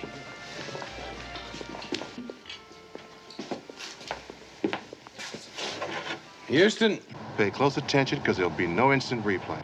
When I hang up, you hang up. Go directly to the back door, exit into the alley. Is that a fact? Listen, whoever you are, I appreciate the invitation, but I'm already spoken for. Get cute on me, something real bad might happen. I'm about to terminate this phone conversation. I wouldn't. I've got a gun, and if I've got to come in there, somebody might get hurt. You've got till the count of 3. Listen, you gotta be... Mama, hold it. Just leave that right there. I'll take it out in a minute, okay?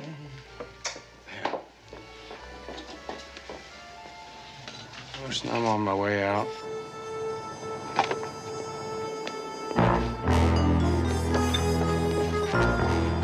Backseat, Houston. Suppose it'd be out of line if I asked you fellas just where the hell it was I was going and why.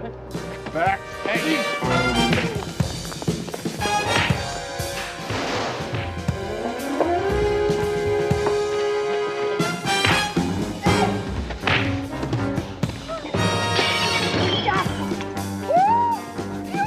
Vincenzo, presto! Presto, ho dato una bottiglia in testa al povero Houston, non stavo potendo dire in macchina!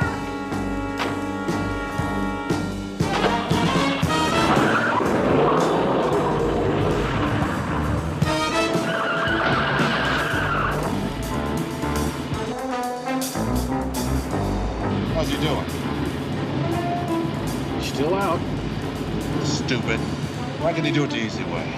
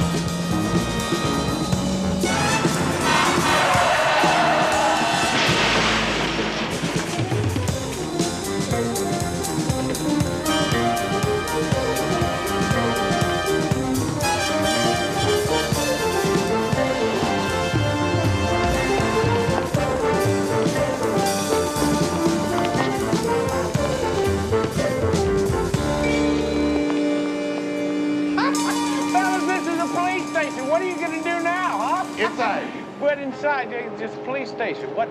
Inside. You gotta move it. You gotta be kidding me. What's going on? It's a police station. You're crazy.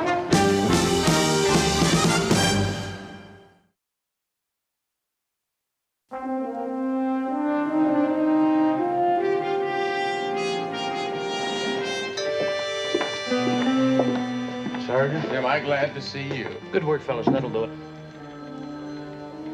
Mr. Houston, the chief is waiting to see you. Through there. Bear to your left, first door on the right.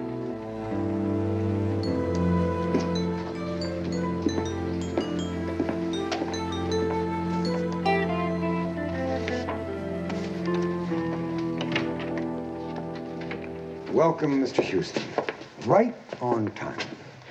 You remember the mayor and Holly Harkins? I do, sir. Are you, all right, son? Well, I tell you, a couple of thugs brought me down here, and they were not very near. Oh, yes. Odell and Carter, I know. Oh, well, that's all just great, but would you mind me asking a question? What the hell am I doing here? Yes. It's very simple. We want to hire you to find Vonda Moran's killer. Wait, you, the police chief, want to hire me? All three of us. All three of you? Well, this might be a stupid question, but why don't you just use your own police force? It's sensitive. Your participation in this would have to be top secret. Okay. From the top. We believe Vonda Moran was killed because of a certain black book, one she stole from me. That book contains information which could ruin a lot of fine reputations. She was going to publish the contents of my book in her syndicated column, unless Yeah, let me take a shot in the dark. Blackmail, right? Right. You and Vonda Moran threatened to publish that little book unless some of the folks that were named in it, like you, Mr. Mayor, and you, Chief, didn't pay up.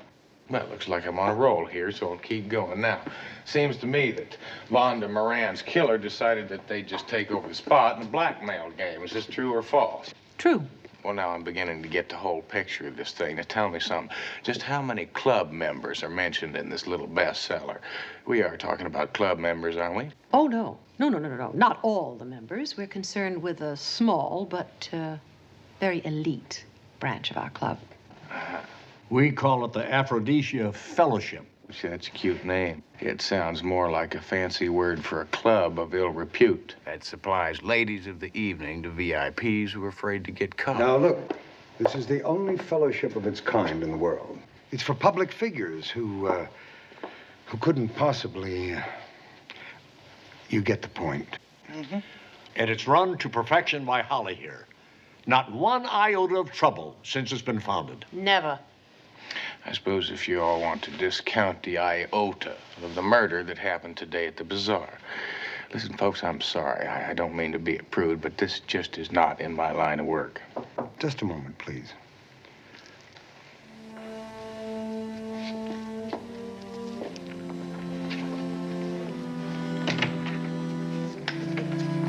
Scotty's here, Chief. All set and ready to go for the photo session. Thank you, Sergeant. There's a lot more at stake here than some VIP reputations, Mr. Houston, and you're looking at one of them. Scotty, this is Mr. Matt Houston. How do you do, sir? How you doing, partner? Listen, my friends call me Houston. How do you do, Houston, sir? Scotty's poster boy for our current fund drive. Same charity that was started by our Aphrodisia Fellowship some 25 years ago. And of course, there won't be any funds if certain information becomes public and our fellowship closes down.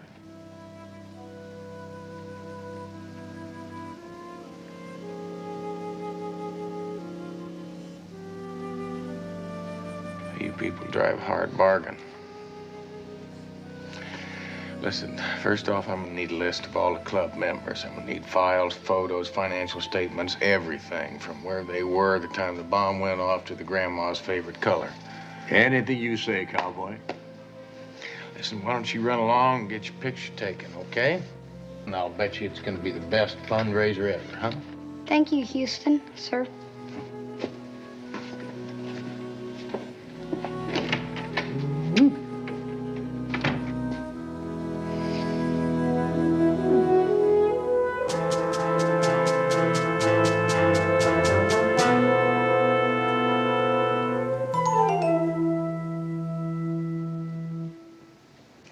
First up, Houston, The victim, Vonda Moran.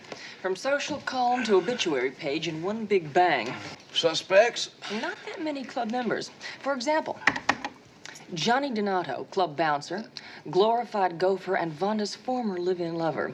When she stopped seeing him, he threatened to sue her for palimony. Well, CJ, don't you think that Johnny Donato's just a little bit too young for Vonda? How about a lot too young? He claimed the only reason he stayed with her is because she promised to adopt him and make him her sole heir. You see, instead she kicked him out, and he got no palimony, no inheritance. That's a couple good motives for murder. That's right. Charlie Arbus, the victim's ambitious leg man. There's another couple good motives for murder. I mean, think about it. He killed his boss. He gets to take over her job, and he also gets his hands on the blackmail book. Reverend Noah Sunday. What, is he a suspect? Well, he's a charter member of the Aphrodisia Fellowship.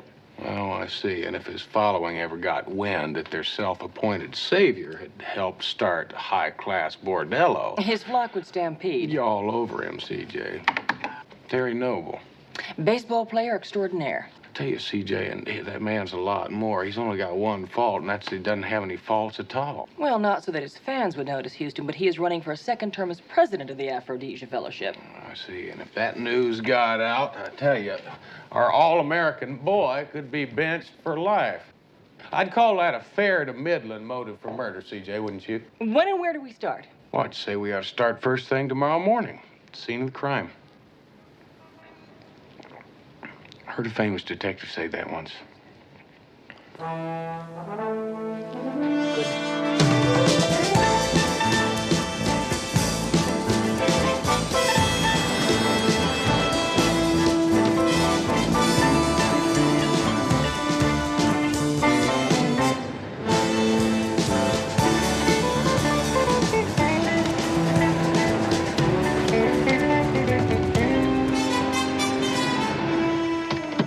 Go again. It's me again. It'll get expensive. Okay?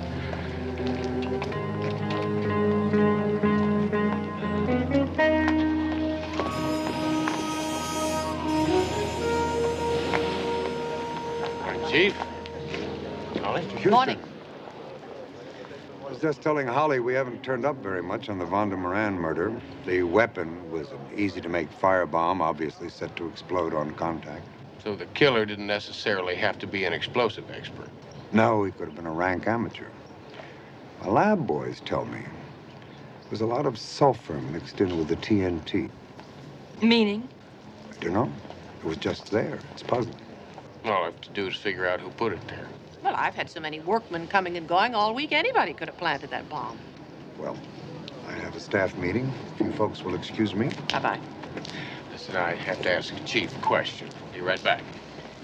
Chief, I wanted to ask you about the ticket stubs. Ticket stubs? Yeah, I figure whoever killed Vonda had to make sure her ticket stub was the first one out of the chute, meaning it had to be somebody with authority.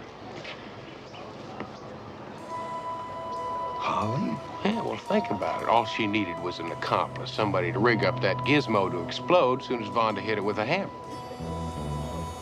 Oh, I can't believe Holly'd resort to murder. She'd have to have a very strong motive. Well, how about a couple of strong motives? One being to protect her business, and two being to protect her friends, including you, from being blackmailed. Well, I'll definitely look into it. That'd be fine.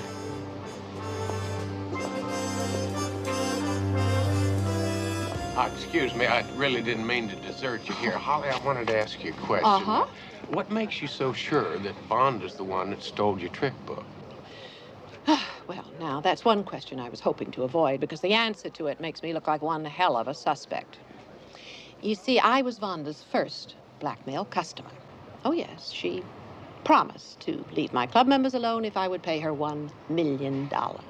And you turned her down. Well, I had to. I don't have that kind of money. With an operation like this? I have expensive habits. Expensive? I mean, like taking care of all the crippled children. I had a son who got polio when he was very young and died. I'm sorry.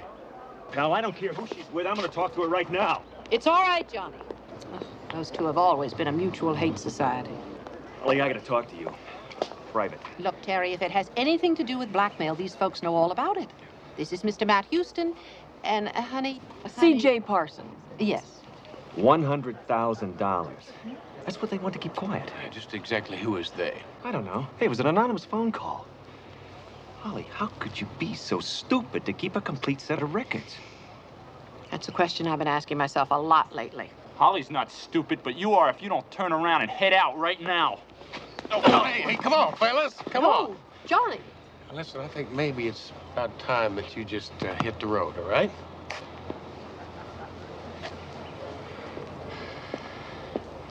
CJ, I think it's about time that we hit the road, too. Come on, let's go. Where?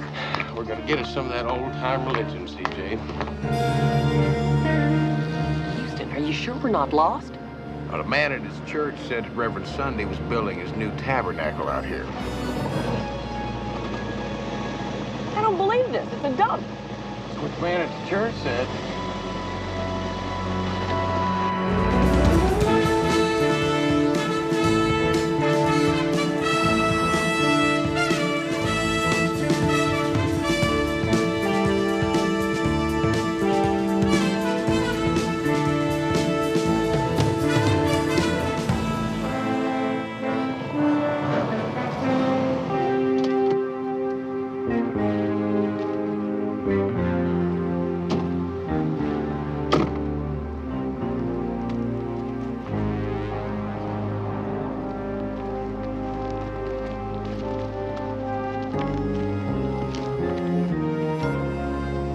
Welcome, brother. Welcome, sister. Reverend, Sister Hope, Sister Faith, or what's that, Faith and... I'm Matt Houston, C.J. Parsons. We met the other day at the Beverly Woods Social Club. Oh, yes, I remember. Poor Sister Vonda. A reminder to us all that Satan never rests, Mr. Houston. Listen, I understand you were pretty good friends with Vonda. I mean, she took care of you in her newspaper column. I mean, made you kind of a celebrity. Well, I was privileged to have saved Sister Vonda's soul. Thanks to me, she was born again just last month. Sort of a short lifespan, wasn't it? I'd like you to feast your eyes on my golden stairway to Heaven Palace. You know, the sign down there said this is a dump. Oh, but the land will be filled and graded, and then will rise up a palace of worship like none other in the entire world, Mr. Houston. Oh, yeah, you could fit a couple cotton balls in there, couldn't you? It'll cost $60 million, but God will provide, as he has provided this acreage. Yeah, I'll bet he will. Listen, you know, the city usually takes these dumps, fills them in, turns them into parks, and yet somehow you came up with the deed for this place. Our Lord works in mysterious ways, his wonders to behold. Yeah. Yes, he does. Listen, now I'm working on the Vonda Moran killing, and it's come to my attention that you were one of the founders of the Aphrodisia Fellowship. The what fellowship? Aphrodisia, like in fun and games? Yeah, see, it's a group of men who indulge in sensual pleasures, and they're protected from it becoming public. Are you speaking of harlotry? Harlotry? Me? One of the chosen few, a messenger of God? Why, I'd just as soon be consumed by hellfire and brimstone. You offend me, Mr. Houston. I think you better get off my property.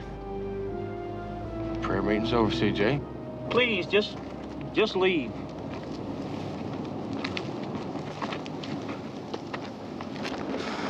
The Bible says, if thy right eye offends thee, pluck it out. If thy right hand offends thee, cut it off. Thank you, Brother Daniel. Thank you. You know, it helps to look toward the good book at times like these. About Mr. Houston. He offends me.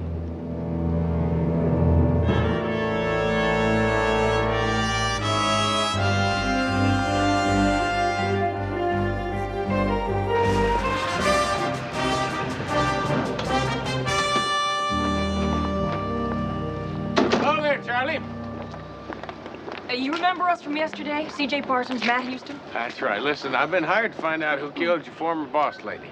Well, I already gave my statement to the cops. Yeah, well, did you also tell them that you've got two very good motives for wanting her dead? Yeah, see, you get to take over Vonda's job, and also you got to get your hands on Holly's trick book. Hey, easy now, come on. Need now. some help, Charlie? Yeah, Hank. Yeah, I need some help, yeah.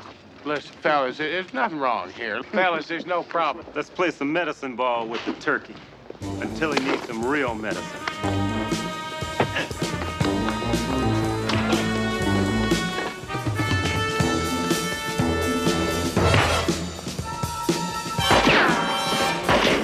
Houston!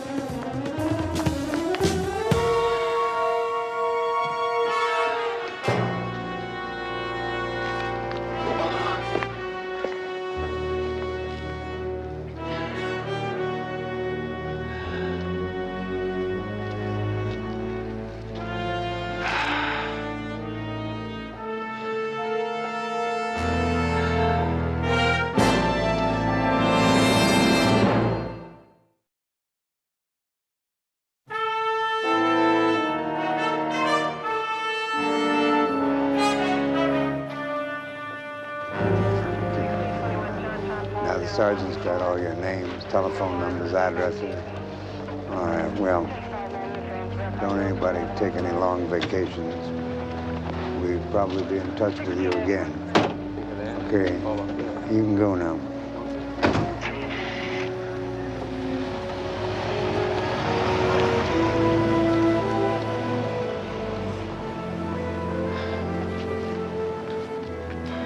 Well, now the key question is, who was the killer trying to kill? You or Mr. Arbus? How about both of us? How about it? Well, see, now listen, I figure the killer probably got a little paranoid. He thought Charlie and I knew too much about him and the missing trick book. Makes sense to me. Yeah, listen, I've been working on the theory that Charlie probably offed his boss just so he can check the book out of her library and use it for blackmail purposes. 2 people dead over 1 book. An X-rated book, the kind murders are made of. Listen, Chief, you mind if I ask you a personal question? I suppose it's about my membership in the Aphrodisia Fellowship. Ask away. Listen, who's got the most to lose by the contents of that trick book becoming public? All of us, me included. All the members are public figures. Well, what about non-members? Say, for instance, Johnny Donato or somebody like that. Now, are they capable of blackmail and murder? Oh, yes. Donato's breakup with Vonda was very messy. As for blackmail, Donato does have a record. 3 years for embezzlement. Well, that brings me to the big banana question. What about Holly? You think she's capable of hiring somebody like Donato to blow away Vonda? Holly? Yeah. I don't know why you're so intent on involving Holly in this killing. She is not involved. Just forget about it. Cross her off your little list of suspects.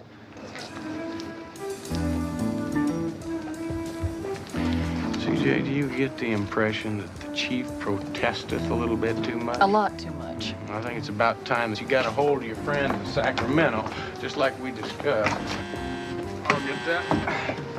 Hello, this is Houston. Right, Pam, listen, we're on our way. CJ, it seems like we have a surprise visitor back at the office.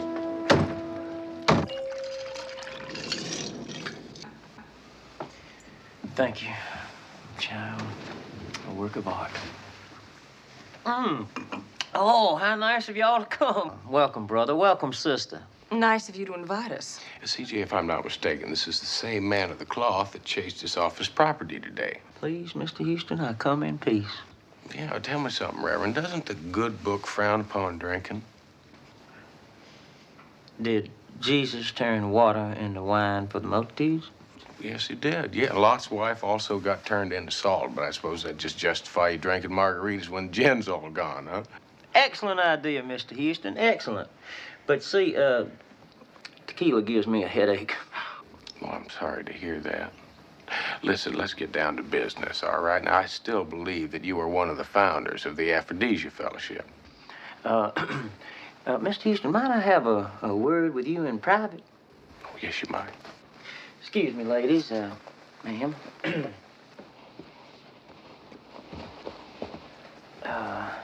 Mr. Houston, it is true that one time my spirit was willing, but my flesh became weak. Yeah, well, listen, I got a phone call from you telling me that you wanted to talk to me of something very important. I'm being blackmailed. Sister Holly said you might be able to help me out. In what way? Financial. I need $100,000 by midnight tomorrow. You could write it off as a gift to him. Yeah, no doubt I could do that. Only problem is I don't believe he'd see a dime of it. It'd be just you and the blackmailer. Look, Mr. Houston, maybe my way isn't your way, but thousands of people receive spiritual help from me. Sure, I'm flamboyant. Some people call me a con artist. I'll even admit that I've never been ordained, but neither was Jesus Christ. Yeah, well, just go ahead. Tell me the rest of it, would you? Thank you. If I'm publicly linked to the Aphrodisia Fellowship, it's over. It's all over for me and all those people who believe in what I preach. Please, Mr. Houston, don't deny all those needy souls their nourishment. Don't turn them off religion and hand them over to Satan all because of something I foolishly did.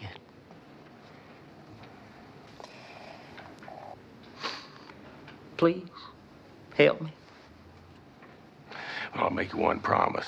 I'm going to put the blackmailer out of business before you have to meet your midnight deadline tomorrow.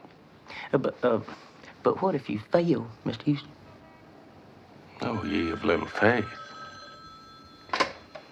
Hello?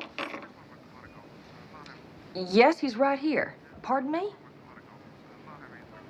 I'll tell him.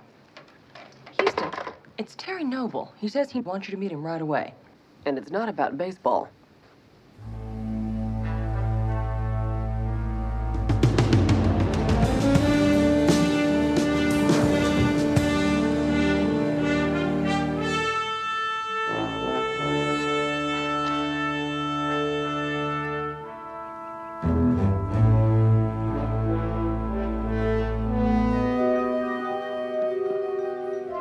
Hello? Anybody home? Terry, it's Houston.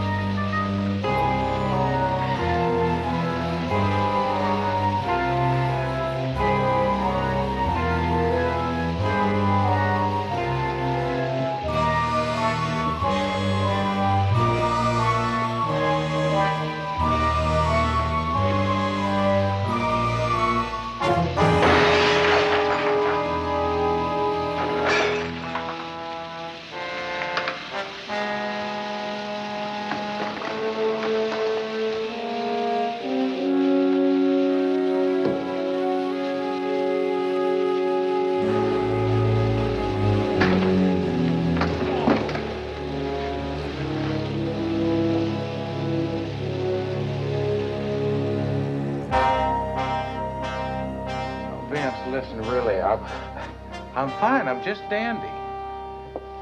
Yeah, well, I don't feel very dandy. Well, Vince, listen, I appreciate all your concern, but really, I'm just fine. Houston, I don't feel dandy because I'm up to my handcuffs in a very messy and complicated case that started in somebody else's city, Beverly Woods. Now it's slipped over into my city. That's just what I said, Vince. You're all heart. Come on. 2 people are dead, an attempt on your life, and a baseball player who claims total ignorance. Hey, Lieutenant, I never phoned Houston. I never told him to meet me here. Well, then Holly set up Houston. Well, now that I think about it, CJ did mention the fact that the voice on the phone sounded like it had a cold, so it really could be anybody. Then again, it could be you. Well, it wasn't. Why was this place closed down today? I don't know. Look, I don't own this place, all right? I have nothing to do with operating it. The owners pay me for the use of my name. Talk to them. Count on it. Mr. Vance, I got a scoop. I tell you, my body's just crying out for all kinds of liquid goodies. You all right to drive? Well, not the Indianapolis 500, but I think I can make it to my office.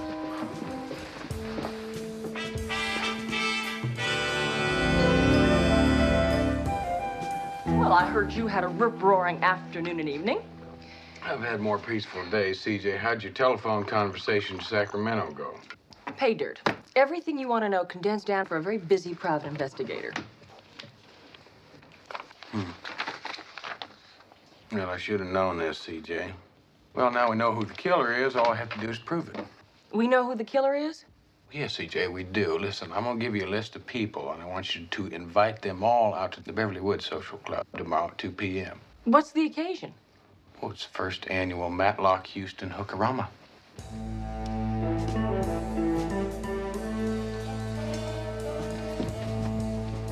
A hookerama?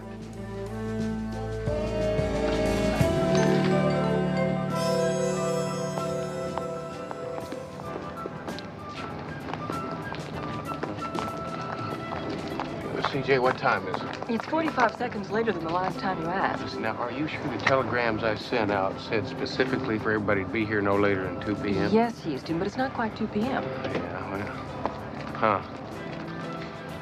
Looks like we can scratch him off our list of suspects. Chief? Getting interesting, Houston. Yes, it is. Yes, it is. Why don't you join the others? Houston, how does this hookerama work? Well, CJ, it works like any other hookerama. Well, looks like we can scratch one baseball star and one ex-lover.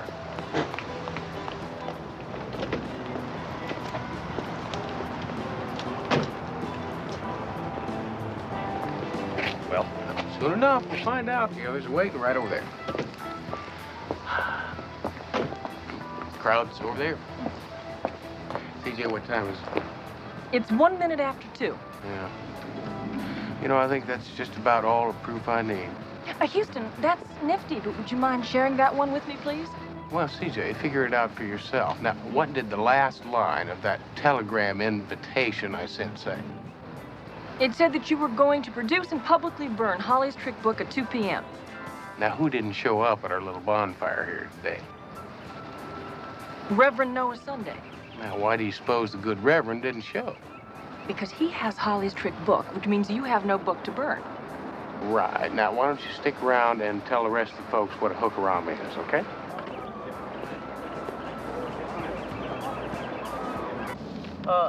No, brother, you must visualize it as I do. My golden stairway to heaven palace must be the ultimate palace of worship in the world. It must put the Taj Mahal and all those other places to shame. It must,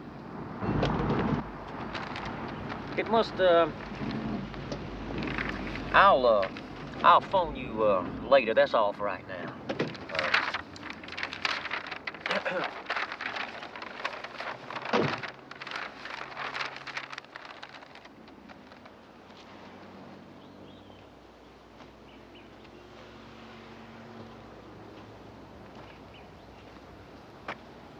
Welcome, brother.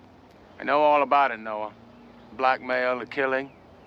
I think I know why you did it. Oh, what are you referring to, Mr. Houston? It's called truth. Something you haven't dealt with in a long time. Are you accusing me of telling untruths? Why don't you come off it, Noah? You are the killer. Just tell me something. Just tell me why.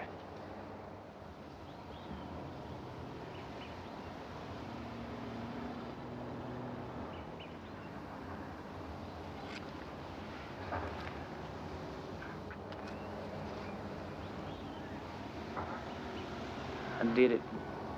I did it for him.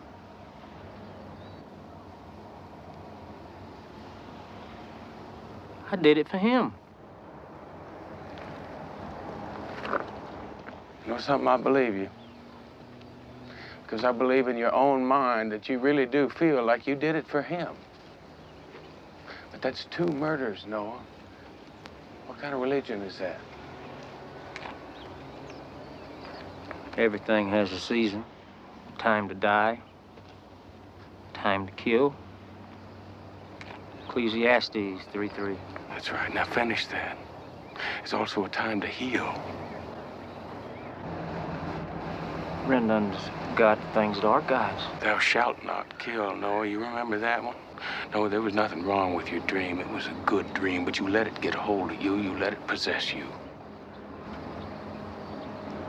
I did some checking up around Sacramento. It turns out that you used that trick book to bribe a state official into deeding over all this land to you. I did it for him? Ticket stub was easy too, wasn't it? It was Sister Faith. I mean, she drew the winning ticket, but only after she had palmed Vonda's in her hand and made the switch. Do something for me, Noah. Come on. Just take my hand, all right? We're gonna get you some help. Come on. All right. That's it.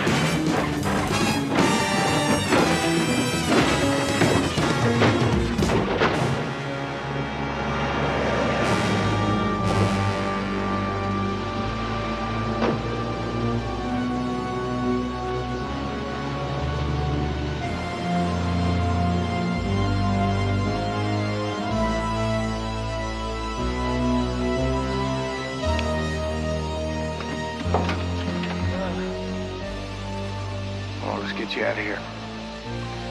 Let's go. Oh, come on. Easy. Let's go.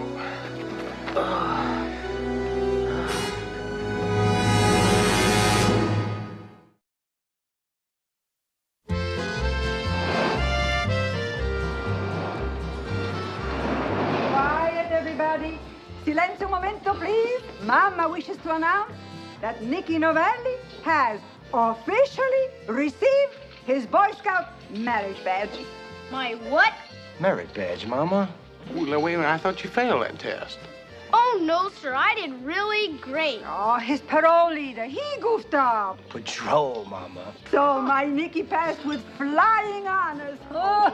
super. I tell you, Congratulations. You know, this calls for a real celebration. I told you Nicky had a brain, Mama. Only in America could it happen, Benedetto Paese. Well, that's right. I mean, think about the kid's a whiz. I mean, he got his marriage badge in pornography. I mean, sky's the limit. It could be the next president of the United States. Oh, look.